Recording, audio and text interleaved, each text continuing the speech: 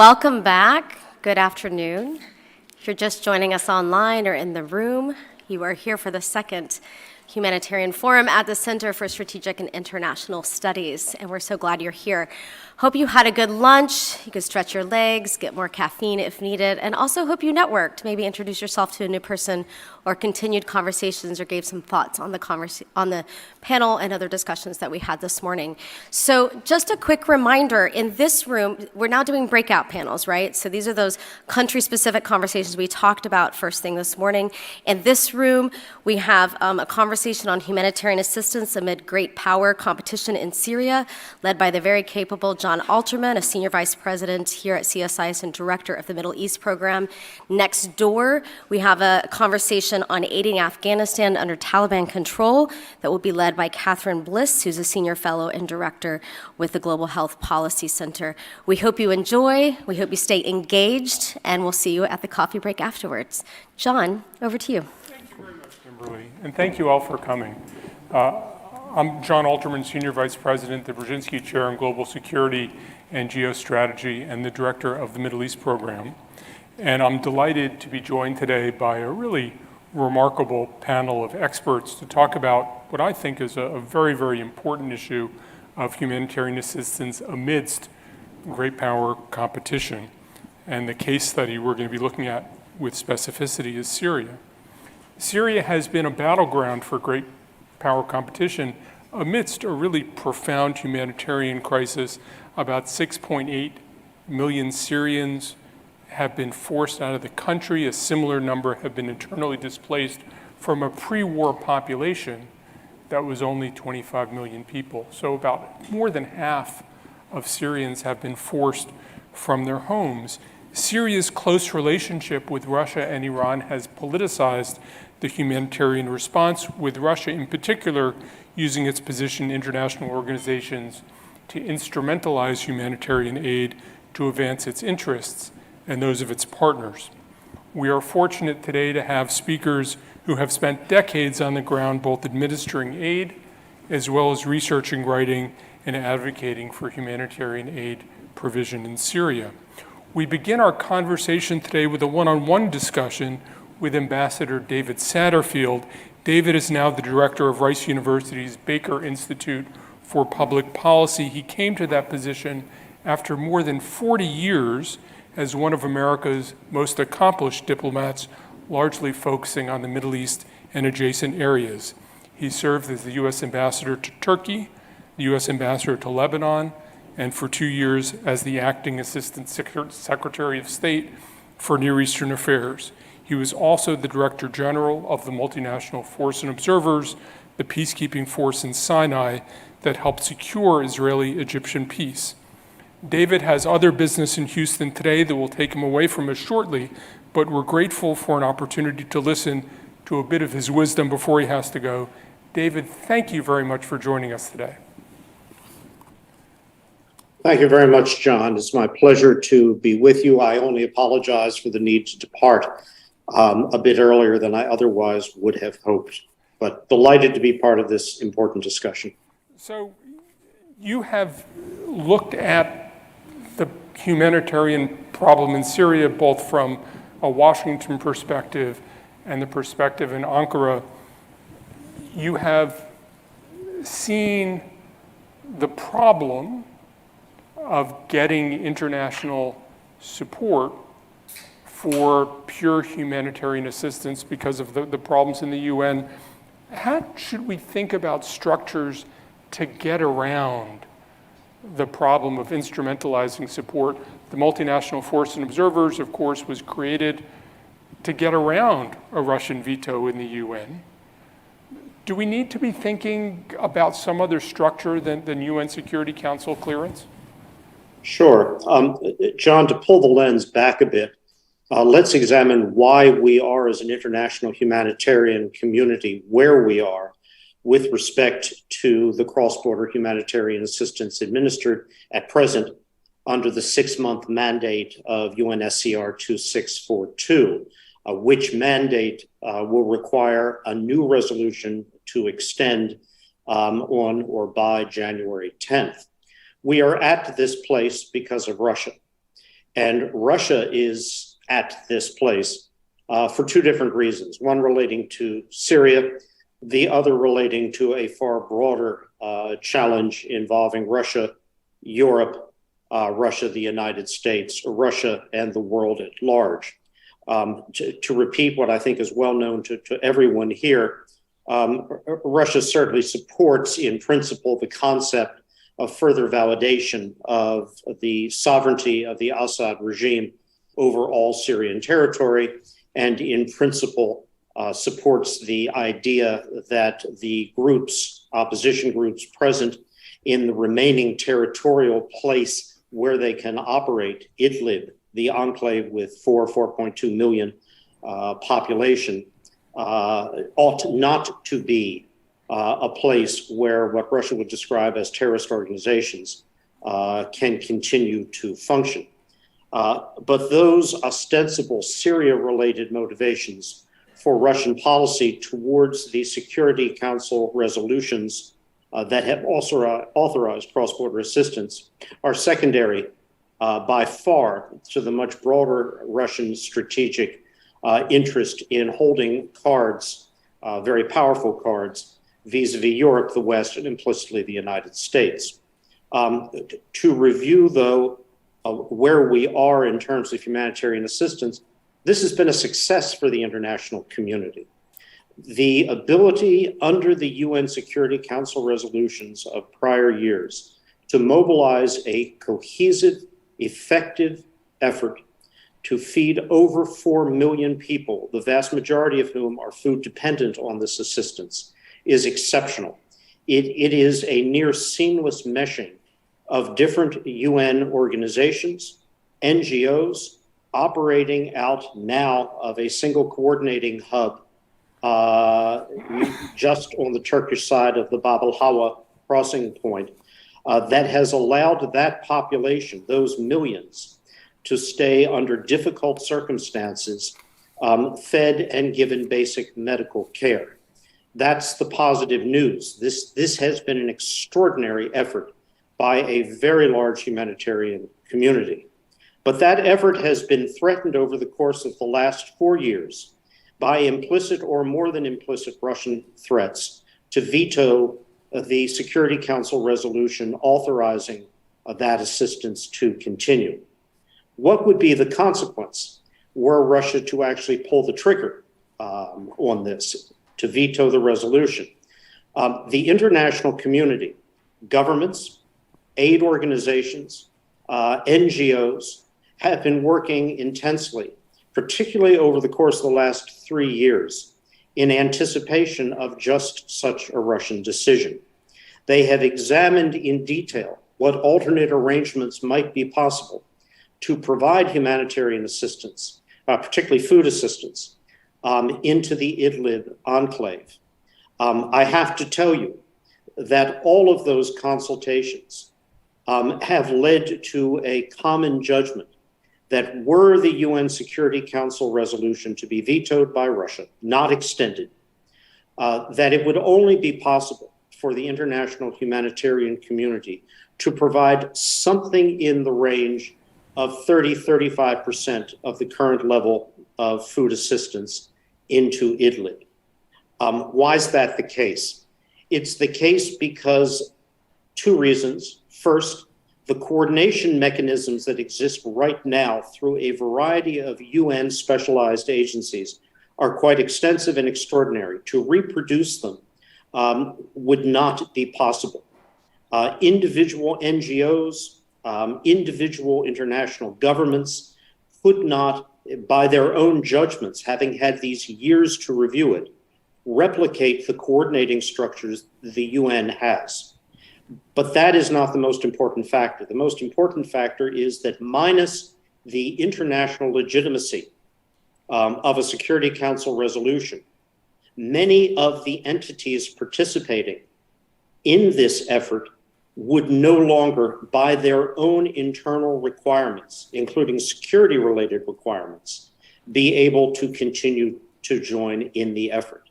The Security Council resolution, that authenticity provided, that guarantee, as it were, of security for the cross-border effort into Idlib is absolutely essential. That's not a theoretical judgment. It is the product of years of discussion aiming at exactly what you are considering right now. What could be done were there not to be a Security Council resolution? It just won't work. What's the consequence if only 30, 35%, or even a higher number, 40% of the current food assistance could be provided into Idlib? And the answer is a stark one. It would be starvation, certainly in the winter months, and that in turn would precipitate further displacement. That further displacement can only occur in one direction across one border, and that's the Turkish border. Edma camp, one of the largest concentrations of refugees in the world, is literally built right on the Turkish border fence. The only thing that keeps the millions of displaced in Idlib, in Edma, is the fact that they can be fed there and given medical care. The moment that ceases to be the case, they will predictably move. Where do they move to? They move into Turkey, but they don't stay there. The Turkish government has made very clear, and on this there is no political divide between Erdogan and the AK party and the opposition alliance. It's a common view. Those new Syrian displaced, whatever the numbers are, 1.5, 2, 2.5, 3 million, will not be allowed to stay in Turkey. What begins as a humanitarian crisis in Idlib becomes a transit through Turkish territory and then becomes, and I'll use the starkest terms, a trans-Balkan, trans-Aegean migration and a political crisis for Europe, particularly for Germany. Now, that fact is well understood by Vladimir Putin, and it is the driving element in the calculus that he has confronted on past renewal occasions and will confront again as we approach January 10th and the expiration point for 2642. Does Putin pull the trigger or not? It will not be Syrian considerations, legitimacy of the government, sovereignty over territory, denial of territorial space for oppositionists. It will be whether he wishes to use this lever, as he would see it, this card, against Europe.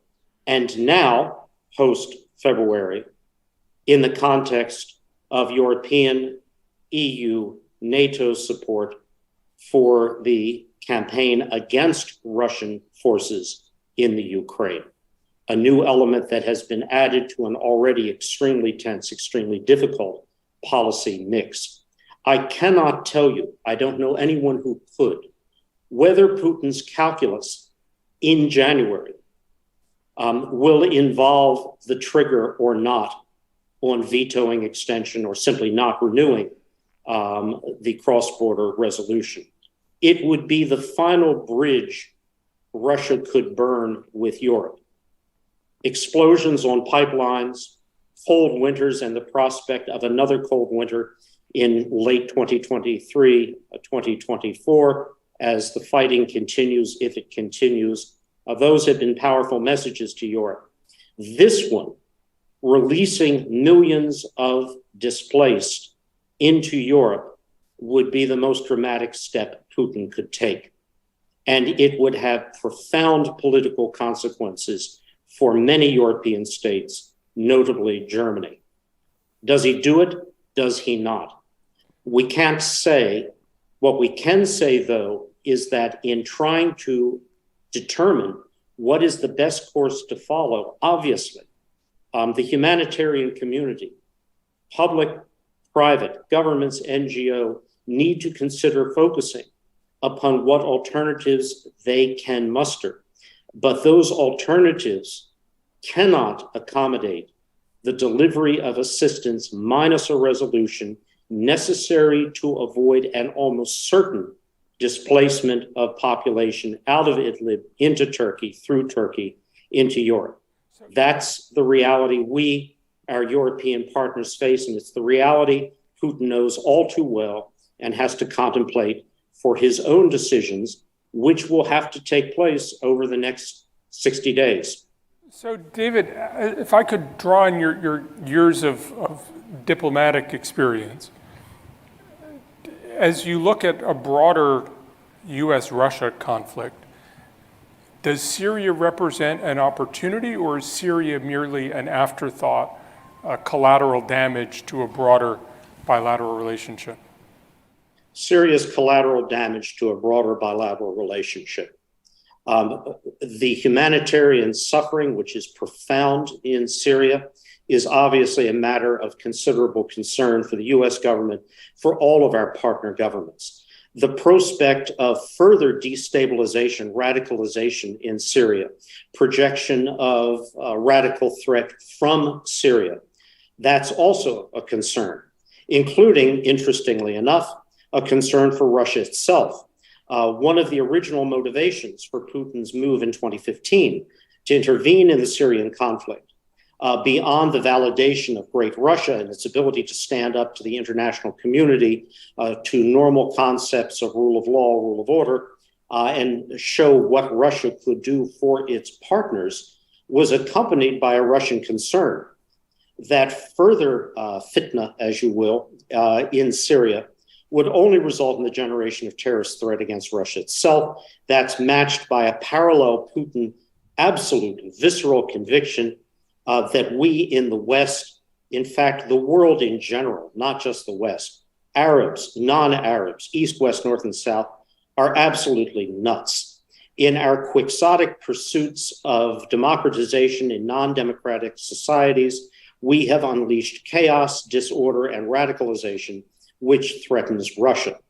But if you have to answer your question today, it is a byproduct of a side story to a much bigger conflict, which is driven by Vladimir Putin, and we should make no mistake about this, and his determination to pay back the world for what he believes was the world's, not the US, not NATO, not the West's, deliberate destruction of the Soviet Union, and then calculated humiliation of the nascent Russian Federation in the early years after 91, collapse of the ruble in 94.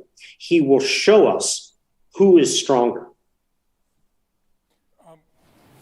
Is there any way to either extract some part of the humanitarian relief operation from great power competition, or some activities from great power competition, or I mean, the picture you're painting is that there's nothing to do, but I've known you long enough to know that your approach to any problem is there's lots of things we can do, they just don't get us all the way we have to go, but here's what we have to do now.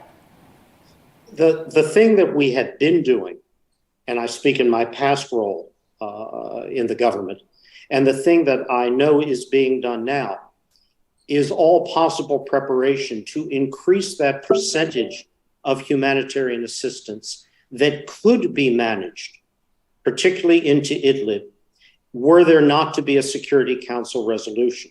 The problem, though, is not one of great power competition. It is the requirements, or they are the requirements, of both governments and of NGOs and other international organizations to move across an international frontier without an authorizing Security Council resolution. What would be required to void that concern? At a minimum, it would be assurances, not just from Moscow, but from Damascus as well, that there would be no threat, no challenge provided to those movements.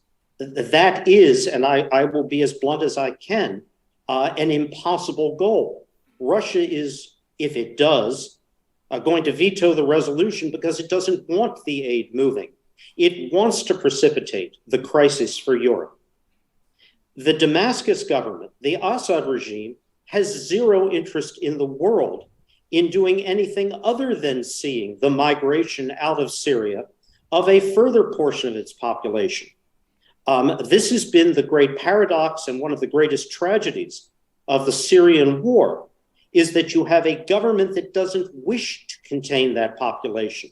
It is perfectly happy having half of the population or more depart, fewer people to govern, fewer people to have to control. So I see no motivation, should Russia take the decision to veto the resolution, where either a Russian assurance to the humanitarian community or a Syrian government assurance would be forthcoming. Quite the opposite. I know you have to go shortly, but before you do, I want to ask you about the Turkey dimension. How should we be engaging Turkey on this issue, and what should we be doing with Turkey that we're not yet doing, given the humanitarian John, issues? we have many policy challenges with President Erdogan. But the policy towards humanitarian assistance into Idlib, the absolute necessity of preserving a UN Security Council resolution is not and has not been a point of division with Erdogan, with the Turkish government. It is a point of unity of purpose, a unity of policy formulation and intent. No state has more at stake more immediately than Turkey in allowing humanitarian assistance with the necessary attendant resolution to continue to flow into Idlib. The Turks have been very good partners, despite all other areas of disagreement, both with us, with the UN, and with critical international partners, the penholders, Norway and Ireland, the EU in general, on all of this. The Turks have worked as much as they could to see if alternate arrangements into Idlib could be managed. But the problem here isn't Turkey. The problem here are the requirements of UN agencies who manage the coordination of this massive assistance effort to have a resolution, and the requirements of NGOs and other international parties, states and sub-state entities, to have an authorization to allow them to do a cross-sovereign border movement.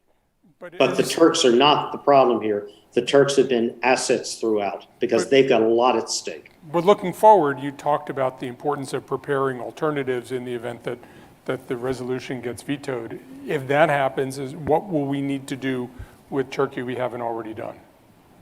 What we will need to do with Turkey that we have not already done is to work to assure that as much as possible, the Turks facilitate those entities who do remain able and willing to move cross-border assistance.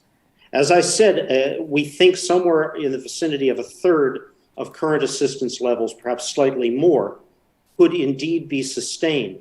That will require maximum Turkish government facilitation at the cross-border points, which would in principle include more than just Bab al-Hawa as the point of entry in. That's what will be needed. I know you have to run. Thank you so much for taking time to talk to us today and sharing your wisdom. It's been not exactly encouraging, but certainly enlightening and educational. I'm very grateful to you for taking the time. Right. And John, I just leave you with the message that this issue has profound implications beyond the humanitarian. It has implications for the strategic relationship into the future between Russia and Europe, between Russia and the United States, Russia and the international community. We have, all of us, been focused for years on the possibility that Russia will pull the trigger. But that focus has not produced an overcoming of the obstacles to cross-border moves by governments, by the UN, and by private entities, minus that critical UNSCR. Wonderful. Thank you very much. Have a good afternoon. Thank you. Best wishes. Thanks so much. Now I'd like to introduce a really remarkable slate of panelists, and once I introduce them, you will understand, and once you hear them, you will understand even more. Amani Khadour serves as the Regional Director of Syria Relief and Development, a humanitarian organization operating on the ground in Syria since 2011. She's currently an associate faculty member and a Doctor of Public Health candidate at the Johns Hopkins Bloomberg School of Public Health, and is also a visiting scholar at Brown University Center for Human Rights and Humanitarian Studies at the Watson Institute for International and Public Affairs. It's quite a mouthful. In 2020, she was awarded the American Public Health Association's Outstanding Leadership and Advocacy Award for Maternal and Child Health, and she briefed the UN Security Council in 2020 and again in 2021. Jonathan Robinson is a global fellow with the Center for Human Rights and Humanitarian Studies at Brown and a contracted humanitarian operations specialist supporting the U.S. Naval War College's Humanitarian Response Program. Johnny spent nearly 10 years living and working in various conflict-affected environments in the Middle East, working with the Carter Center's Syria Conflict Resolution Program, the International NGO Safety Organization Syria Team, and Caritas Switzerland. Since 2019, Johnny's research has explored Russia's actions in the humanitarian space, and I would also caution you, underline, he is attending this event in his personal capacity, and any views he shares do not represent his organization's past or present. Natasha Hall is my partner in crime, a senior fellow in the CSS Middle East program. She has over 15 years of experience as an analyst, researcher, and practitioner in complex humanitarian emergencies in conflict-affected areas, with a particular emphasis on the Middle East. Her work focuses on conflict resolution, governance, displacement, environmental issues, resilience, and civilian protection. Earlier this year, she published a report on the international aid crisis in Syria entitled Rescuing Aid in Syria. So thank you all for coming. It's a little bit of a bracing analysis of where the future lies for Syria, but Amani, you're working on the ground in Syria right now. What's going on the ground? Yeah. Thanks. Can you hear me? Yeah. I was told not to tap it. So thanks for having me first off into CSIS, and I'm happy to be actually among colleagues and friends here today. I don't know why we don't all just go home, actually, after what Ambassador Satterfield kind of, the picture he painted for us. But I think what's going on the ground is, after 11 years now, some really glaring gaps have been exposed in the humanitarian sector for a situation as complex as Syria. And I think on the humanitarian side, like as an actor, really recognizing the frustration and fatigue that we feel after so many years in this situation. The ambassador touched on this, but really is identifying that, recognizing that the population is at the mercy of a UN Security Council resolution every 6 months, every year. I think that's the point that we've reached, just where we recognize that it's such a short-sighted response that does not adequately meet the needs of those in protracted conflict. I think we could say that about Syria, but obviously this is setting the precedent for many other crises right now. And I think, and I do want to touch on this because he emphasized this, maybe not in these particular words, but recognizing some of this post-conflict narrative that's emerging right now, this normalization related to what's happening in Syria. Many of these conversations actually happening in parallel to the ones we're having right now, where there is a dire humanitarian situation. I think zeroing in on the ground, and I as a humanitarian and public health practitioner, I might use just a few key examples since the ambassador gave us sort of an aerial view of some of the different humanitarian needs. One of those being cholera as a case example of what's happening in Syria right now, exposing the deep vulnerabilities within health infrastructure in Syria on the ground. We have a slew of both suspected and confirmed cases, not only in the northwest of Syria, where, as he mentioned, over 4 million in the population, scattered about in various displacement camps and other precarious housing, but also across the country. And for those who've sort of followed what's happened in Syria over the past many years, when we think about the different aerial attacks to health infrastructure, to civilian infrastructure, that has made this system essentially crippling the health system, health infrastructure for us as health responders. To be able to adequately respond. I know we faced this during COVID. We faced it in the past mastering polio at a time we thought it was actually eradicated. And for us, this has really been difficult to deliver life-saving critical services with continuity to the population that's in need. And I think Ambassador touched on this as well, but really just in terms about thinking even funding to respond adequately to these needs. According to the Humanitarian Response Plan, only 30% of that funding has actually been secured right now, leaving this population deeply vulnerable. And then just closely tied to health for us is water and sanitation, WASH, infrastructure, and this narrative around early recovery, where as humanitarians, we feel frustrated with cholera, for example, and many other infectious diseases where you can't adequately respond only on the health side. Well, with WASH infrastructure, for those who are familiar, this sort of falls under a development mandate or an early recovery mandate. And for us as humanitarians, this is where there's a distinct line that we're often not able to cross. And now, 11 years later, obviously, again, exposing that vulnerability. I think just in terms of sort of critical assumptions around Syria, I think because there aren't these sort of mass escalations in violence, aerial attacks that are not as prominent anymore, that does not mean there is not volatility and violence and continued instability, particularly in the Northwest. For those of you that have followed this, just a few days ago, there was a violent aerial attack from government of Syria allies to one of the largest and most densely populated camps in the Northwest, killing over 10 people, one of them being a woman and several children. And so this constant influx and escalation in violence also makes it hard for humanitarian responders to respond when with this particular camp, over 400 families were displaced. So just in terms of thinking, being able to navigate some of those constant phases of instability. And then obviously in the backdrop, in not only Northwest, across Syria, and obviously in some of its neighboring countries like Lebanon, is massive economic deterioration in the region. Food security, soaring rates of malnutrition, and then just recognizing that amidst this, there are also other deprioritized sectors. So at this macro level, we're seeing obviously people just unable to secure livelihood day by day, but then thinking about some of these other more invisible consequences where you have violence against women and children, for example. You have over 50% of school-age children in Northwest Syria out of school. And some of these consequences, we don't necessarily see that immediately. We'll probably see that in the next 5, 10, 15, 20 years, just in terms of thinking long-term, again, related to the humanitarian sector as more and more families are pushed into poverty. And then I just want to sort of back away and just think about, in terms of the UN Security Council resolution, again, as a humanitarian actor, the sheer exhaustion of just constantly having to have this in the background. And really just thinking, rather than focusing on service delivery, is how will we maintain the ability for access, for coordination, for technical support.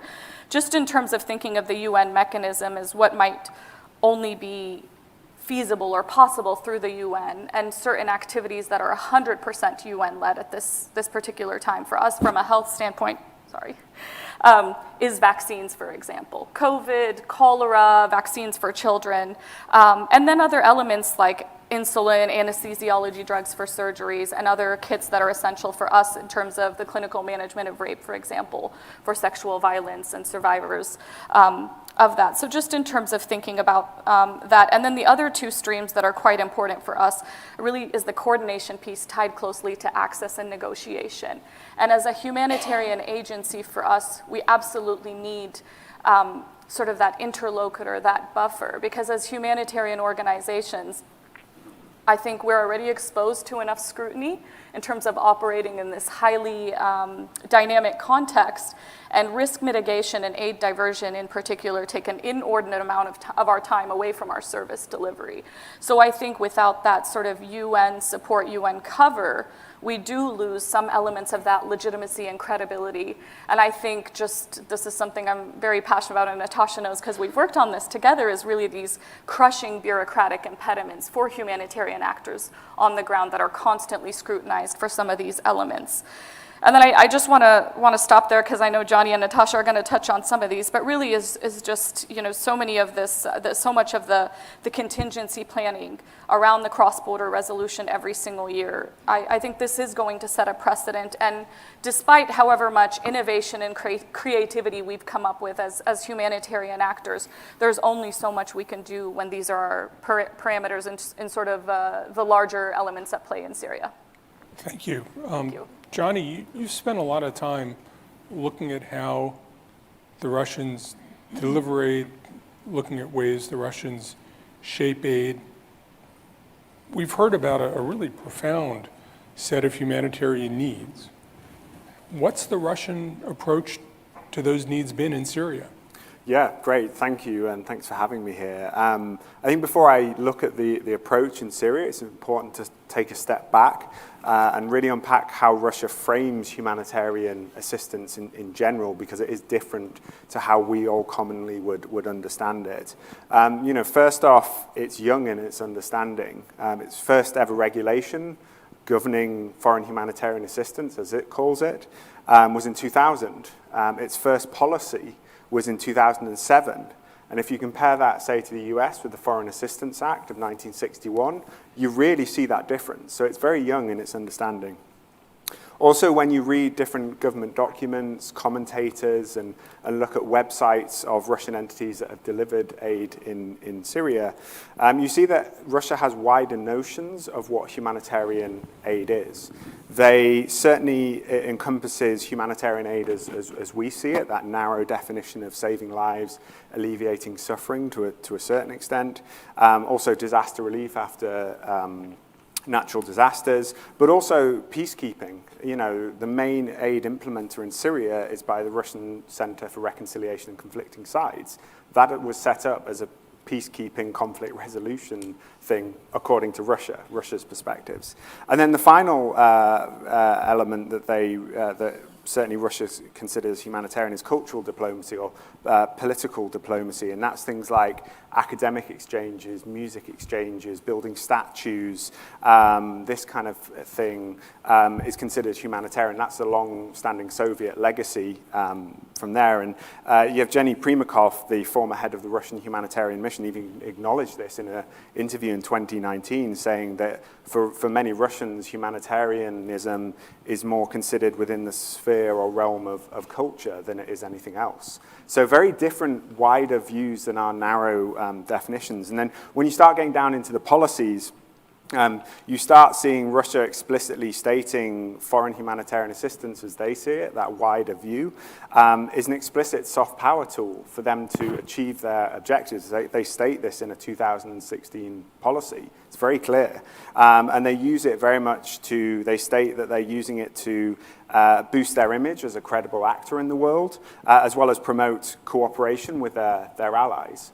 And also, when you then go a step further and look at military journals, which are publicly available, you can go and read them, you start seeing many military commentators who talk about humanitarian aid going a step further, saying, well, actually, humanitarian aid, as we see it, is part of hybrid warfare. It's part of the hybrid warfare toolkit. And so they see it as, foreign humanitarian assistance, by the US or the UK or wherever it might be, is a way for its adversaries to collect intelligence, to undermine certain kind of structures in places Russia operates. But also, conversely, Russia also thinks it can use humanitarian aid that way. So, that's one, they're just four areas to kind of think about when we kind of start looking at how Russia approaches aid in Syria. And so over the past 10 years, Russia has built quite a robust ecosystem. I've tracked at least 40 Russian entities that have delivered aid in Syria. These have delivered I've found over 4,000 individual aid deliveries to at least 852 communities around Syria, so it's quite significant. These are both government entities, Ministry of Defense, Russian Orthodox Church, Ahmed Kadyrov Foundation from Chechnya, but also NGOs or seemingly NGOs. I prefer to call them masked state actors, because when you start diving into them, many of these entities have very strong links to the Kremlin, or pro-Putin politicians. And so a lot of political connections there.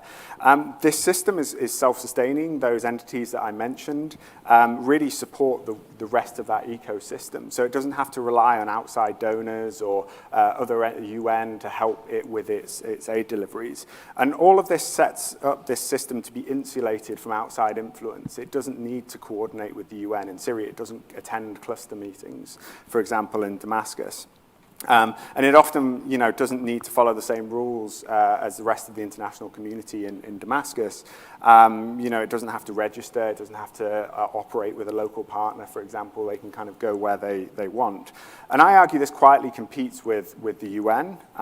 It undermines certainly the humanitarian principles that govern a lot of our work that we do, as most aid is delivered by military entities from Russian military entities, and really blurs that independence and neutrality line, and also could create a lack of trust from folks on the ground. You think of those 862 communities, if their first impression of the international aid system is Russian entities, and when you look at the aid that Russia delivers, I've had friends send me pictures of it and things like that, and it's little more than kind of shopping bags filled with expired food. It's not sustainable, it's not reliable, and often, if you look at those 800 odd places, around 98% of those places saw single visits, one-off visits. They're not reliable. Only around 21 locations saw sustained aid. But I'll maybe stop there. Not to interrupt you, but to quote you, one of your papers talks about how Russian aid is about supply, not impact. Yep. Which I thought was just a really helpful way to capture the idea of we'll show that we did something, but it's to show what you're doing, not to affect conditions on the ground. Yeah, very much. Yeah, I mean, I was in Damascus in 2017, and I was with a European NGO country director, and he was rang up by a Russian officer who had just made one of these surrender deals, so-called reconciliation deals, and said, we promised the group we're negotiating with some aid, so you need to come and deliver it. And that just highlights for me that delivery service that Russia certainly views with that. So Natasha, we've heard about the situation on the ground in Syria. Can you help us link this to the international diplomacy, to the UN, to how Russia is trying to shape its actions on the Security Council to drive things in Syria, and how it's trying to use things in Syria to advance Russian interests in New York and elsewhere? Right. Yeah, I mean, Johnny's comments in your question bring to mind this image that I really can't get out of my head. Not too long ago, Russian government outlets and affiliated accounts widely distributed this video showing Russian soldiers distributing humanitarian aid in southern Syria. The regime and Russia had both just taken over large parts of southern Syria, and I suppose the Russians wanted to show goodwill. So you had this video distributed of Russian soldiers, armed Russian soldiers, sort of pushing clearly terrified civilians into this line. And at the front of the line was a Russian soldier with a Kalashnikov squarely pointed at each civilian, elderly person, man, woman, and child that got to the front of the line, and giving them this, tiny shopping bag of, I presume, aid of some kind. And I mean, I think that image kind of says it all, in a sense. And I think the fact that Russia wanted to widely distribute it also says it all. Because as Johnny was saying, Russia sees this as part of its hybrid warfare toolkit. But the fact is, Russia doesn't really provide aid, right? So it's mostly manipulating aid that others provide. And just to give you sort of a frame of reference, last year the top 20 donors provided 97% of our all public international humanitarian aid. Russia is nowhere on that list, and neither is China, because we're talking about great powers competition after all, right? So now we have two members, permanent members of the Security Council, China and Russia, who aim to protect regimes' ability to cut off segments of their population as part of their warfare toolkit. And in the case of Syria, you have Russia that has, helped the Assad regime besiege millions of people. And then Russia is able to control international humanitarian aid and redirect it to its ally in Damascus. I mean, think about that. That's crazy. They aren't paying for this assistance. But it's not just crazy. I think also that this arrangement, I'm glad Johnny brings this up, it really endangers the humanitarian community's ability to uphold humanitarian principles of neutrality, independence, and impartiality, right? But I think endangering those values is actually quite important to China and Russia that want to uphold inviolable sovereignty, even in the name of war crimes that are going on. And I'll just give you a couple examples of that and how that has played out in Syria. In China's 60-year history on the Security Council, 9 of its 17 vetoes have been on Syria since 2011. Russia has cast 17 vetoes on Syria since 2011. This issue is of great importance to them. And so I think looking at their increasingly unified stance on Syria, their reaction to Ethiopia and other contexts where government is systematically cutting off populations in need is frankly of no surprise. And I think that this trend will increasingly put the humanitarian community, but also major donors, in these very ethically awkward situations. Because what regimes all over the world, what all of us have seen in Syria, is how effective it is to cut off populations and manipulate international humanitarian aid to sort of dispose of these troublesome segments of the population. So I don't think it should be a surprise to us that cutting off aid or diverting it will increasingly become a tactic of war in the 21st century. I think like that Russian soldier in that video that I mentioned, they're intimidating people in need, but I think they're also undermining the credibility of the international humanitarian system, right? So, to my mind, and this is something that we've talked about a lot, the US government and major donors to the international humanitarian aid system, if we don't address this in a collective and full-throttled way in Syria, this challenge will not end in Syria. We are severely jeopardizing our ability to manage crises worldwide because a lot of precedence is being set in Syria, and I don't think it's the precedence that we would necessarily want. And hopefully, we can talk about some of the alternatives to this resolution or this precedence that is being set. But Thank you very much. I want to turn to Manny and just talk about what Ambassador Satterfield was describing about the consequences of uncertainty, the constant need to prepare for scenarios where there's no cross-border mechanism. Just based on your experience on the ground, can you give people a sense for what the real impact of a constant 6-month deadline is for people delivering life-saving aid to Syrians? Yeah, I think just in terms of thinking about sort of, to be frank, just the cross-border versus cross-line mechanism, in terms of communities affected, that from our perspective is really just the trust and acceptance by communities that have been receiving aid now for years from Turkey, as Ambassador Satterfield mentioned, and from humanitarians on the ground in the Northwest. I think that's one of our biggest concerns in terms of shifting modality. And as you mentioned, I know there was a little bit of a sort of heightened concern, but just also in terms of this population that has been on the move and has continuously been, impacted by violence and insecurity, is where do these people go? Where do they go? And I think that's just as a lot of factors, obviously, in Turkey. I don't want to go too much into depth because I do want to get back into Turkey after this. But just in terms of thinking, this population that is now sort of between a rock and a hard place in the Northwest that essentially can't enter Turkey.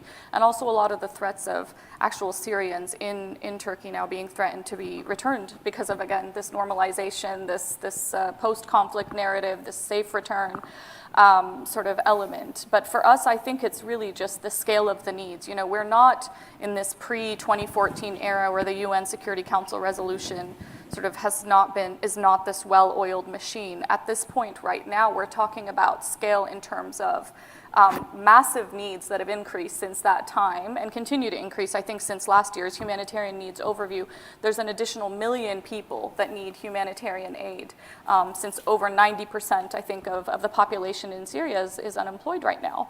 And then just in terms of thinking also, sort of the funding piece is critical. For populations on the ground, again, with these massive humanitarian needs, through the UN cross-border resolution, I think how funding is channeled is essential. I think oftentimes people reference, pre-2014, we did it then, we can do it now. The reality is that's not the case. And I don't think we'll be able to meet sort of the needs with the same effectiveness that we do with the cross-border resolution.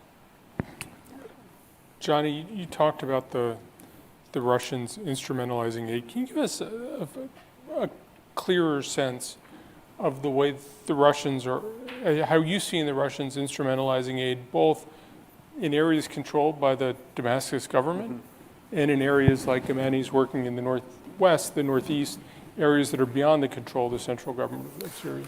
Yeah, definitely. I mean, certainly if you look at where Russia's delivered aid, those small numbers of locations that I talked about that see sustained aid, the vast majority only see those limited visits.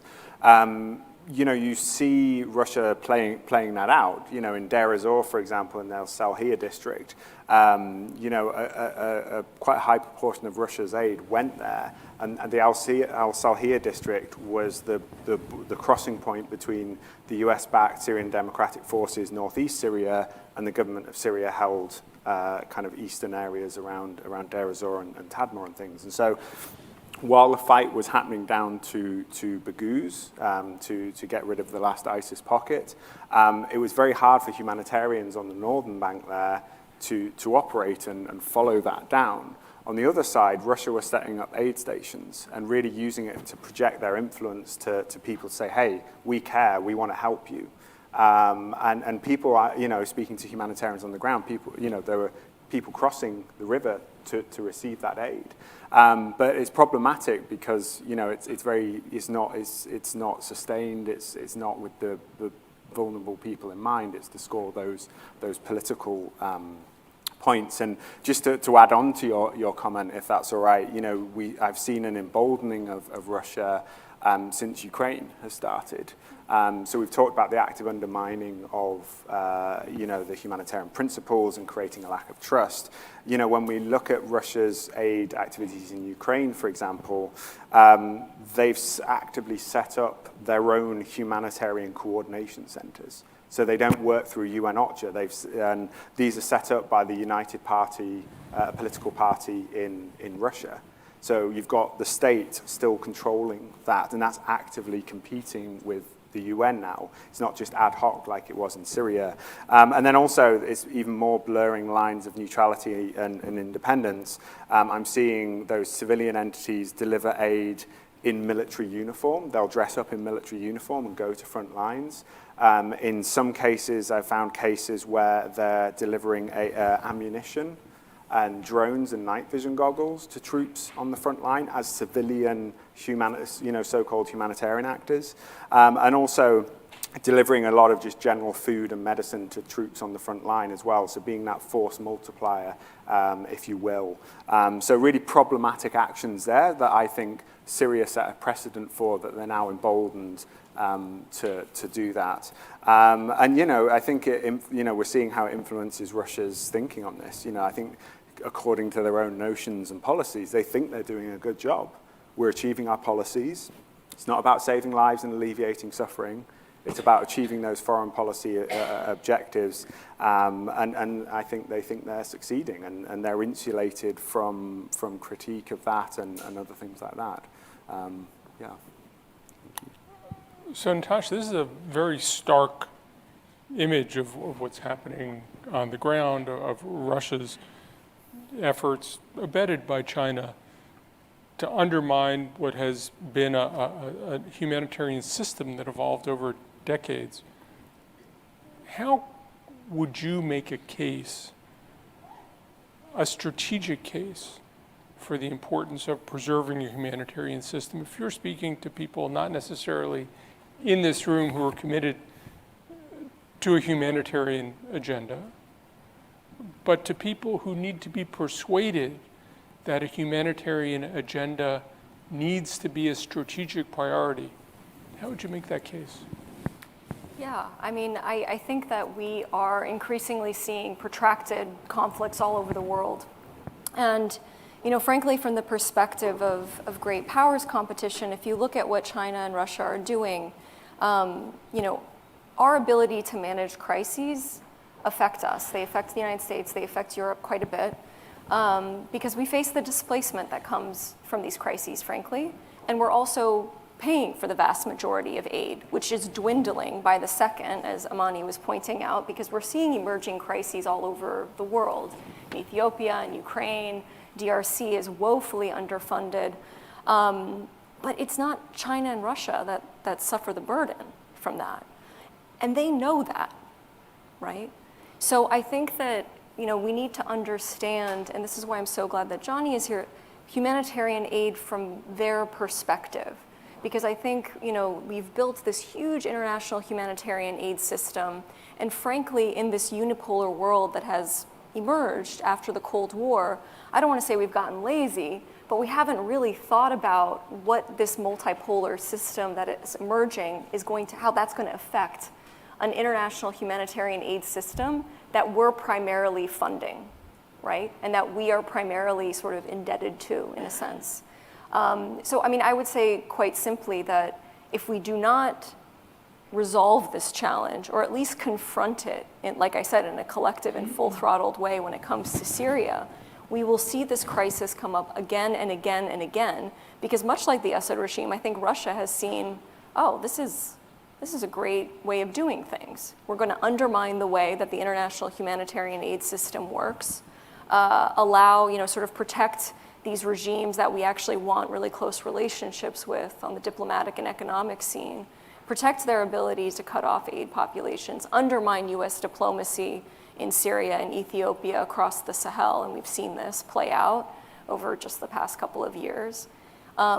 This has been a winning formula for Russia, right? They are punching way above their belt in terms of their economy, in terms of diplomacy. And I think, you know, it makes humanitarians very uncomfortable to think about these issues, and I think rightly so. But I think in order to maintain humanitarian principles and be able to adequately address these challenges that we're going to face, which are not going to get any easier, we need to really start thinking about how to address them in this multipolar space where we're seeing these great power rivalries rise, you know, in the Security Council, but also elsewhere on the ground. Thank you. I want to go to the audience in a second, and if you're watching online on the CSS webpage for this event, you'll see a little button that says Ask a Question. If you press the button, then you can ask a question. But before we do that, I just want to ask Johnny, if we look forward 5 years, what does success look like from the Russian perspective in the humanitarian space? What do they want to be doing 5 years from now? Yeah, it's a good question. I mean, it's certainly hard to find that. Often a lot of their policies are reactive or setting up processes that are very practical focus. But, you know, I think Syria certainly set that precedent to, you know, diversify. It adds a diversification to Russia's influence around the world, in addition to their political and military actions. It helps reinforce to some of these, you know, rogue states or actors what an ideal humanitarian partner looks like. It sets that precedent. And so that allows, you know, the Assad regime, for example, to kind of, you know, say, hey, why can't all Western agencies do as Russia does? Because they don't cause us any problems. And, you know, I think, you know, we're seeing it inform their strategic level thinking more and more. You know, I give the example of the cross-border resolution in Syria, that they talked about aid being from Damascus and cross-line.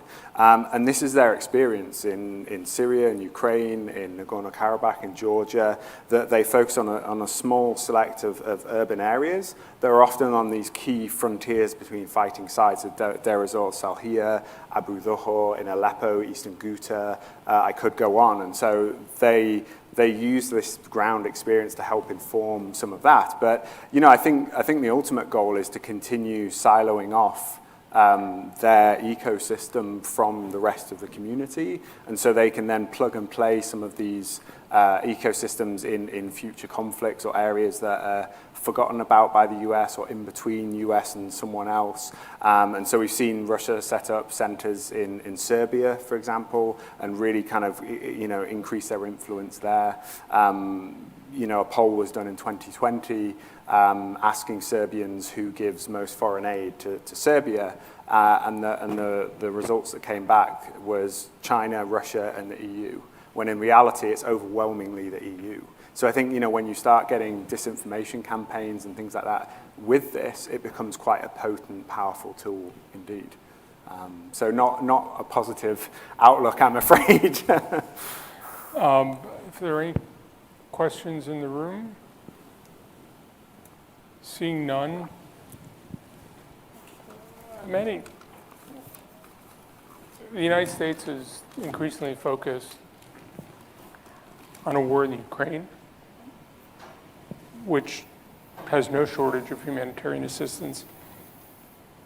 How would you keep Americans focused on the need for sustained humanitarian assistance to Syria? I mean, you can't, because I think we just see right now a total desensitization to Syria. And I think many other contexts, as Natasha said, so many virtually off the radar. I think we have to be cautious about talking about Ukraine and parallels with Syria, because oftentimes it's a zero-sum game. One comes at the expense of another. I think generally with Syria, we do see obviously a lack of focus right now with cross-border resolution every now and then. There's a shift of attention for a small portion of the year for those not involved in the Syria space. But this is more just broadly in terms of really I'm trying to think of how to articulate it. I think with us just purely focusing on the humanitarian aspect is what is going, I think, to impact the humanitarian system at large. For us, I think when we look at Ukraine, and people are often surprised, this is not a surprise to us. We've seen this for 10 or 11 years. So many of these attacks that have happened in Syria, those set a precedent for Ukraine for this to continue to happen. I think it's also set a precedent in terms of continuously trying to unmarry humanitarianism and human rights, because so many of these elements have human rights violations. And that's what's oftentimes sort of shackles us in terms of not being able to respond for some of the underlying deep-rooted issues rather than just continuously addressing the symptoms. And that's what I think, and Johnny mentioned reactive, trying to be constantly reactive is what's difficult. I think for us, the reality with Syria is we're recognizing funding is obviously dwindling. It's not just because of Ukraine, it's just because of donor fatigue. We know that's the case. We have so many other protracted crises globally that are happening at this moment. So I think we have to be realistic, and for us, just from the humanitarian side, oftentimes something that's looked at as a bit of a soft issue is really prioritizing those needs amidst sort of this political backdrop. Thank you. I see a question right here. If you can wait for a microphone, it's coming from, it'll be there momentarily. There we go. Can any of you speak into like the aid that goes into the Kurdish areas and how this power struggle with aid might affect that part of Syria? So I am trying to get back into Turkey, but I'm going to take a stab. I think I'm going to throw this to Johnny in a bit, but just in terms of thinking, demographic reengineering is not something new. We see this in Syria, we see this in so many other contexts where certain populations either have aid cut off or are sort of the preferred population. I think for those of us operating from Turkey, this has been a little bit of a difficult element to navigate in terms of humanitarian needs rising, including for the Kurdish population. And this is why, and I can't remember who touched on this, we also have sort of this whole of Syria approach in terms of response from other hubs, simply because some of the geopolitical dynamics in the host country that's allowing you to access this population from that area is quite difficult. And I want to be very mindful and not go into too much detail, but maybe I'll hand it over to Johnny. Johnny just has to get Yes. back into Rhode Island. Yeah, That's I not just- a problem. Well, hopefully I'm going to score some brownie points here, but CSIS has written a great report about some of the great power dynamics of Northeast Syria, I think in a report last year, I think it was. So definitely, I think, check that out. But in terms of what I've said about Russia being quite shallow and symbolic with its aid, when you look back at cases dating all the way back even to Chechnya in the 2000s, Russia counts on the vast majority of people will be helped by someone else. So it doesn't have, needs in mind when it does aid.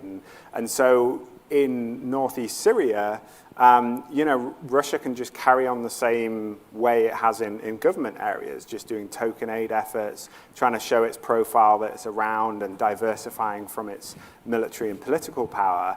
But for the US to kind of keep that going and keep that goodwill going, they have to invest an awful lot of amount in that. And so, I think that's where you can certainly see some of that kind of great power conflict come out. But I don't know if Natasha has any thoughts as well. Yeah, I mean, I would say it's complicated in Northeast Syria because you do have great powers competition literally happening right there on the ground. I think one aspect of this that's important, since we're sort of talking about the cross-border response, is that Yarubiye, the cross-border for the UN, was cut off a couple of years ago. And what you've seen since is this emphasis on cross-line aid by UN organizations. So this is essentially what would happen if the Northwest was cut off, right? In my By report, cross-line aid, you mean coming through the Damascus government, Right. going across a battle line? So Damascus being the point of entry for all UN aid, which is probably about 90% of UN aid right now. But when I speak to NGOs on the ground that are actually the ones getting access to populations all over this very dynamic area, they're saying that the UN agencies can't be there because they are somewhat under the control of the government of Syria, right? Or Russian machinations or whatever it happens to be. So you have this very awkward dynamic where NGOs that are actually delivering the aid and implementing the aid are not able to access UN funds and the UN pooled funds. So you're seeing, massive gaps in services. You're seeing a cholera outbreak right now. None of these things were, all of these things were predictable, right? We were predicting that waterborne illnesses would occur if this went on. And yet we're still seeing these gaps. And we're seeing these gaps because of the lack of coordination. And this would go back to your previous point about what case can you make for the international humanitarian aid system. And the case I would make is that you can actually coordinate, see what the needs are on the ground in a very complex environment where you just got rid of an organization called ISIS. You have the Kurds, you have Arab-dominated areas, but you can coordinate amongst different groups that have different access to different populations and actually meet the needs of people on the ground. Because if you don't do that, you have a situation like we do today. So I'm not speaking too much about Turkey, but happy to get into it. So let me ask you a question about Turkey, because what Ambassador Satterfield laid out was potentially pulling the trigger and provoking a crisis for Turkey. Turkey and Russia have basically reached an accommodation of sorts in Syria. What do you think?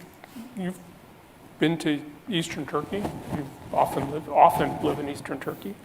What are the consequences for Turkey if Russia decides it's going to break this? What does that do to Turkish-Russian accommodation in Syria? What does it do you think, to the broader Turkish-Russian relationship, which is one of several hundred years and not a lot of happiness?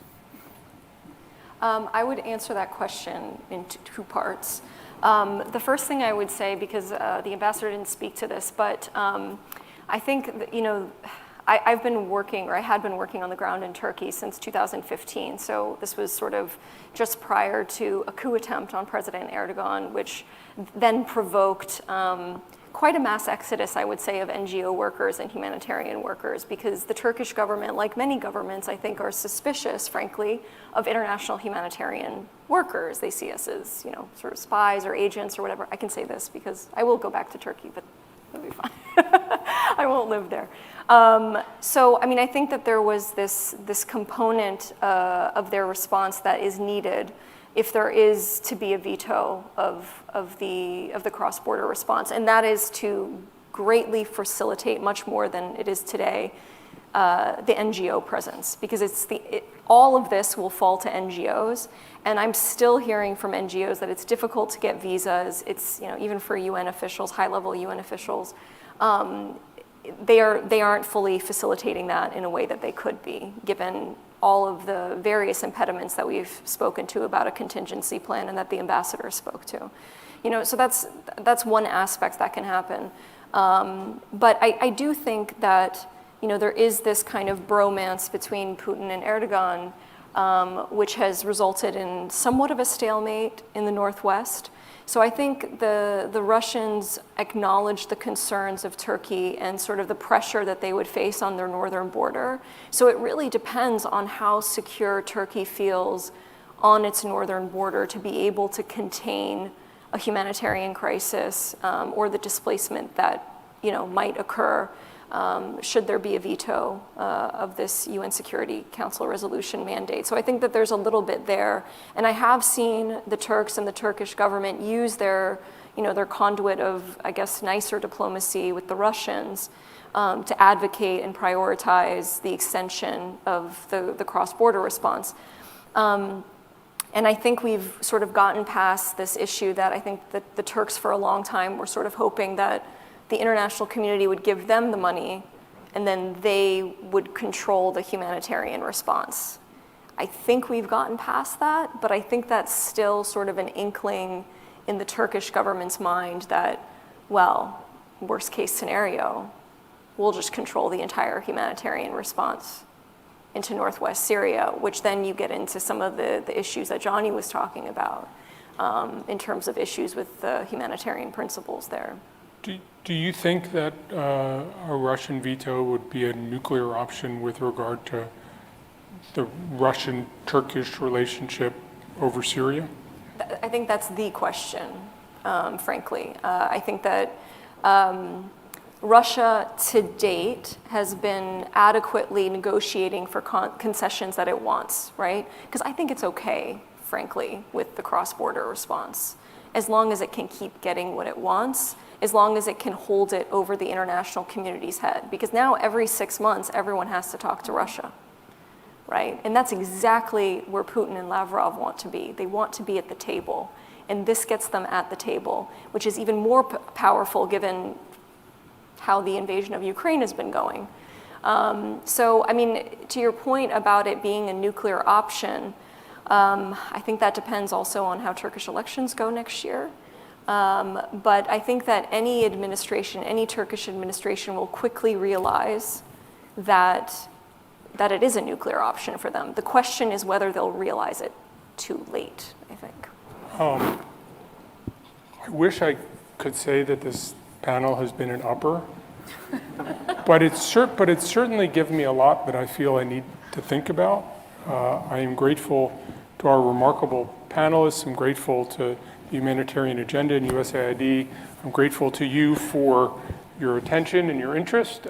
Please stay on for the rest of today's program, and please join me in thanking our panelists.